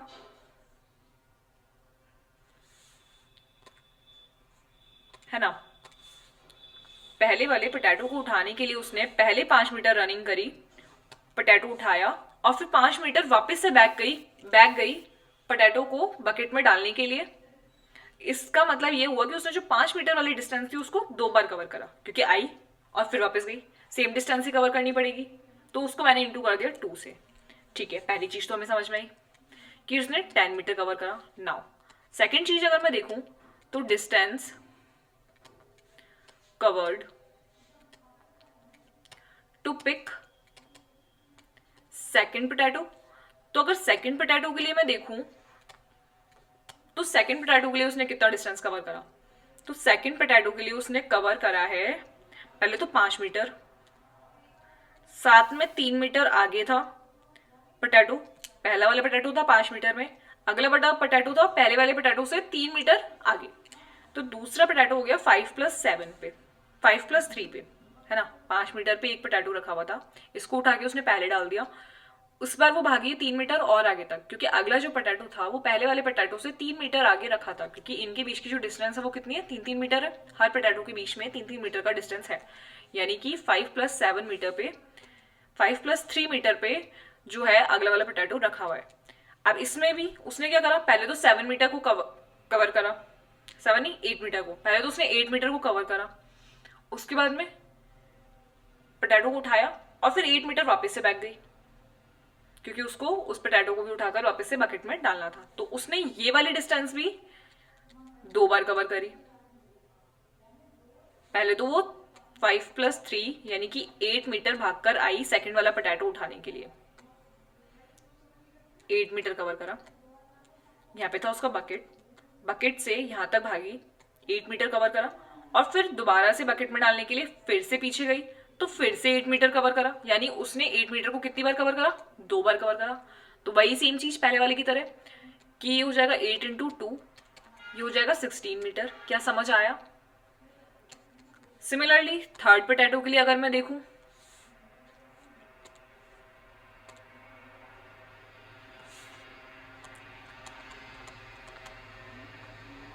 distance covered to pick third potato, तो ये हो जाएगा 5+3+3, क्योंकि वो इस बार 3 मीटर और आगे तक गई, क्योंकि अब उसको थर्ड नंबर वाला उठाना है। पहले के लिए 5 मीटर कवर, दूसरे के लिए और उसमें 3+ ऐड कर देंगे, फिर और 3 ऐड कर देंगे, ऐसे करते करते थर्ड मीटर के लिए, थर्ड वाला जो पोटैटो था उसको उठाने के लिए 3 मीटर उसने और ज्यादा कवर करा पहले वाली डिस्टेंस के कंपैरिजन में, और फिर से उसको वापस रखने के लिए गई, यानी उस जो डिस्टेंस थी उसको 2 बार उसने कवर करा, है ना। क्योंकि अगर मैं यहां से देखूं तो हमारा जो अगला वाला पोटैटो था वो रखा है यहाँ पे, तो पहले वो भागी 5, फिर 3 और फिर 3, क्योंकि अब उसको थर्ड वाला पोटैटो उठाना है। तो पहले तो उसको पहले वाले पोटैटो तो भागी 5, फिर +3, फिर +3, है ना। क्या ये चीज समझ में आई कि पहले वाली डिस्टेंस से 3 मीटर और आगे तक अगला वाला पोटैटो रखा हुआ है। तो थर्ड वाला पोटैटो हो गया 5+3+3 पर। अब उसने सेम डिस्टेंस को फिर से 2 बार कवर करा है, क्योंकि वो वापस उसको बैक भी जाना है ना। तो फिर से मैं इसको 2 से इंटू कर दूंगी। हर बार मैं इसको 2 से इंटू क्यों कर रही हूँ, ये चीज समझ में आ रही है, क्योंकि हर बार उसको बैक जाकर पोटैटो को बकेट में डाल के आना है, इसलिए। और हर पोटैटो के बीच में 3-3 डिस्टेंस, 3-3 मीटर की डिस्टेंस है, 3-3 मीटर की दूरी पर हर पोटैटो रखा हुआ है, इसलिए मुझे हर बार हर पोटैटो को उठाने के लिए 3-3 मीटर को ऐड करते जाना है। इसलिए मैं बार बार 3 को ऐड करती जा रही हूँ। पहले 5 मीटर से स्टार्टिंग करी, फिर 3 ऐड करा सेकंड के लिए, फिर 3 ऐड करा थर्ड के लिए, ऐसे करते करते मैं अप टू 10 तक हर बार 3 ऐड करती जाऊंगी, और हर बार मल्टीप्लाई करूंगी 2 से, क्योंकि उसको हर बार वापस आना है बकेट में डालने के लिए। ओके, क्वेश्चन बिल्कुल क्लियर हो गया होगा किस तरीके से हम लोग इसको सॉल्व कर रहे हैं। तो ये हो जाएगा 5+3 8+3 यानी कि 11×2 यानी 22 मीटर। तो थर्ड वाले पोटैटो के लिए उसको 22 मीटर कवर अप करने। क्या ये चीज समझ में आई? अब मैं इस तरीके से सॉल्व करते करते 10 तक सॉल्व ना करके सीधा एक एपी हमारी जो हमें यहाँ पे देखने को मिल रही है उस वो लिख देती हूँ कि अब 10 तक इस तरीके से सॉल्व करूंगी तो बहुत लंबा सॉल्यूशन हो जाएगा। बट यहाँ पे मुझे अब ऐसे करते करते 10 पोटैटोज उठाने, तो मुझे 3 ही काफी है। मुझे एक एपी देखने को मिल रही है, और वो एपी क्या मिल रही है मुझे 10 16 22 अप टू 10 पोटैटोज तक। तो ये मुझे मिल रहा है A1 का वैल्यू, A2 का वैल्यू, A3 का वैल्यू, ऐसे करते करते मुझे AN यानी कि 8 10 तक मिलेगा, क्योंकि 10 पोटैटोज है। ठीक है, तो अब मुझे यहाँ से क्या D का वैल्यू पहले मैं चेक करूं कि क्या मुझे D जो है वो कॉमन डिफरेंस देखने को मिल रहा है, क्योंकि तभी ये हमारा AP कहलाएगा। तो ये हो गया 6। ठीक है, और अगला वाला अगर मैं D चेक करूं A3 - A2, तो ये हो जाएगा 22 माइनस 16 और फिर से 6, ठीक है। तो इसका मतलब ये कि कॉमन डिफरेंस तो हमें देखने को मिल रहा है, यानी कि एपी तो ये बन रही है। अब एपी बन रही है तो मैं इसके सारे फॉर्मूलाज जो हैं हमारे एपी वाले उसको यूज कर सकती हूँ। तो डी की वैल्यू मुझे मिल गई है 6, ए की वैल्यू मुझे पता है 10, ए एन की वैल्यू मुझे नहीं पता है, ए एन मुझे फाइंड करना है, और डी की जो वैल्यू यहाँ से मुझे एन की वैल्यू मिल रही है, लेकिन एन जो है हमारा वो 10 है, क्योंकि 10 पोटैटोज को हमें रन करना है। अब मुझे क्वेश्चन में फाइंड क्या करना था, मुझे क्वेश्चन में फाइंड करना था what is the total distance of competitor to run.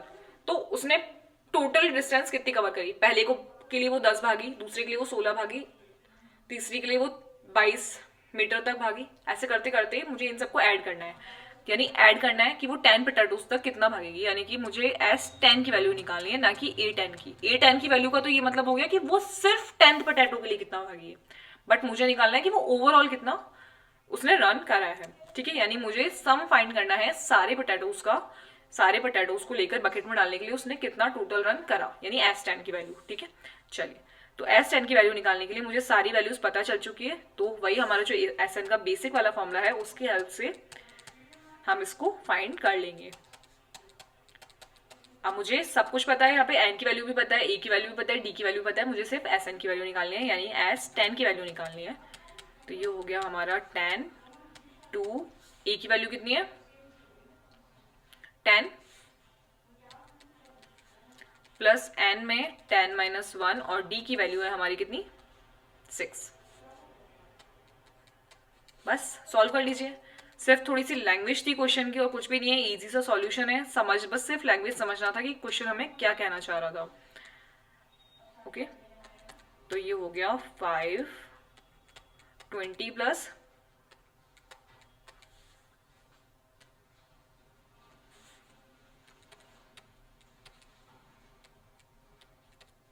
तो जब मैंने 74 को 5 से इंटू करा तो मुझे मिला 370, यानी ओवरऑल जो ये कॉम्पिटिटर है लड़की वो कितना रन कर चुकी है 370 मीटर्स। 370 मीटर्स जो है वो हमारा आंसर है, यानी हमारा जो S10 है 10 पोटैटोज को उठाने के लिए उसने 370 मीटर्स रन करा ओवरऑल, ठीक है। आई गई बार बार आई, फिर गई, फिर आई, फिर गई, इस तरीके से उसने 370 मीटर्स ओवरऑल रन कर लिया। तो मैं लास्ट में लिख सकती हूँ हैंस the competitor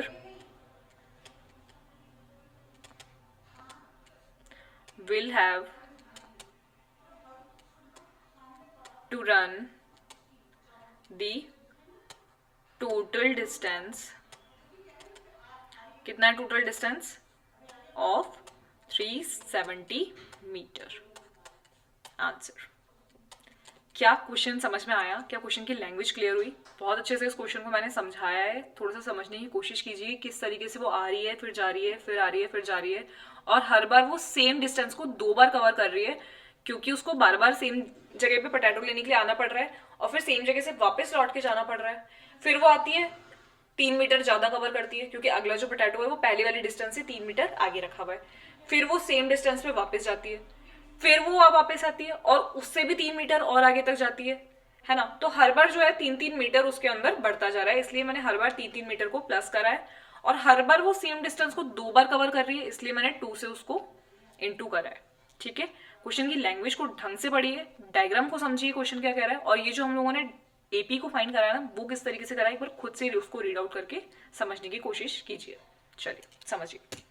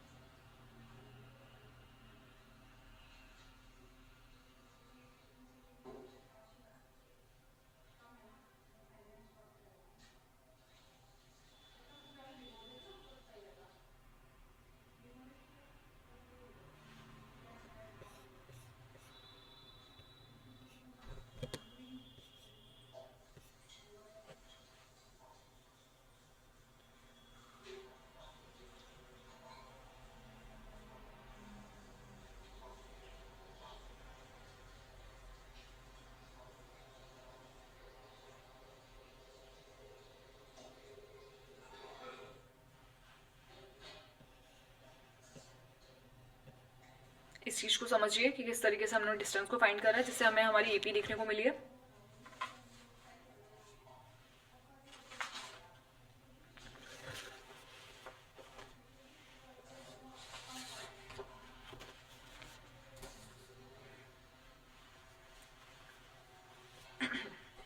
ठीक है, तो ऐसे हमें मिली हमारी एपी देखने को। और जब हमें एपी मिल चुकी है तो हमें ऐसे सॉल्यूशन कर करके लास्ट तक 10 तक की वैल्यू निकालने की जरूरत नहीं है, हमें सिर्फ स्टार्टिंग की 3-4 वैल्यूज निकालनी है और उससे हम हमारी फॉर्मुलाज की हेल्प से बाकी की सारी वैल्यूज को फाइंड कर सकते हैं, जैसा कि हम पूरे चैप्टर में करते हुए आए हैं। ठीक है, तो एपी निकली, उससे हमने A1, D की, AN की, N की सबकी वैल्यूज निकाली। अब हमें निकालना था टोटल सम कि उसने टोटल रन कितना करा है, यानी 10 पोटैटोज उठाना था, ओवरऑल वो कितना रन कर चुकी है, यानी S10 की वैल्यू। और Sn का जो हमारे पास फॉर्मूला है, बेसिक वाला जो हमारा फॉर्मूला है, Sn is equals to n/2 2a plus n-1d, उसकी सारी वैल्यूज हमें एपी की हेल्प से पता चल चुकी थी। बस Sn की फॉर्मूले में पुट करा है और हमारी जो S10 की वैल्यू थी वो हमें देखने को मिल चुकी है 370, यानी 370 मीटर्स वो ओवरऑल रन कर चुकी है 10 पोटैटोज उठाने के लिए। ओके, क्या क्वेश्चन क्लियर हुआ? तो इसी के साथ में हमारी जो एक्सरसाइज नंबर 5.3 है और हमारा जो चैप्टर नंबर 5 है वो कंप्लीट हुआ है। ठीक है, तो होप आप लोगों को अब इस चैप्टर के अंदर कोई कंफ्यूजन नहीं होगी। हमने सारे क्वेश्चंस बहुत अच्छे से किए हैं। फिर भी अगर स्टार्टिंग से लेकर अभी तक के किसी भी क्वेश्चन में कोई भी डाउट हो तो मुझे कमेंट करके प्लीज बता दीजिएगा, उसको दोबारा से क्लियर करवा देंगे। ठीक है, तो सभी क्वेश्चंस की खुद से प्रैक्टिस कीजिए, पीडीएफ के डिस्क्रिप्शन में प्रोवाइड करवा दूंगी। और अब मिलते हैं नए चैप्टर के साथ में अगले लेक्चर में। ठीक है, जब तक के लिए सारे क्वेश्चंस को ढंग से प्रैक्टिस कीजिए और अपने दोस्तों के साथ में शेयर करना मत भूलिएगा। क्लासेस को लाइक कीजिए, सब्सक्राइब कीजिए मेरे चैनल को। मिलते हैं अगले लेक्चर में, जब तक के लिए bye bye and have a nice day.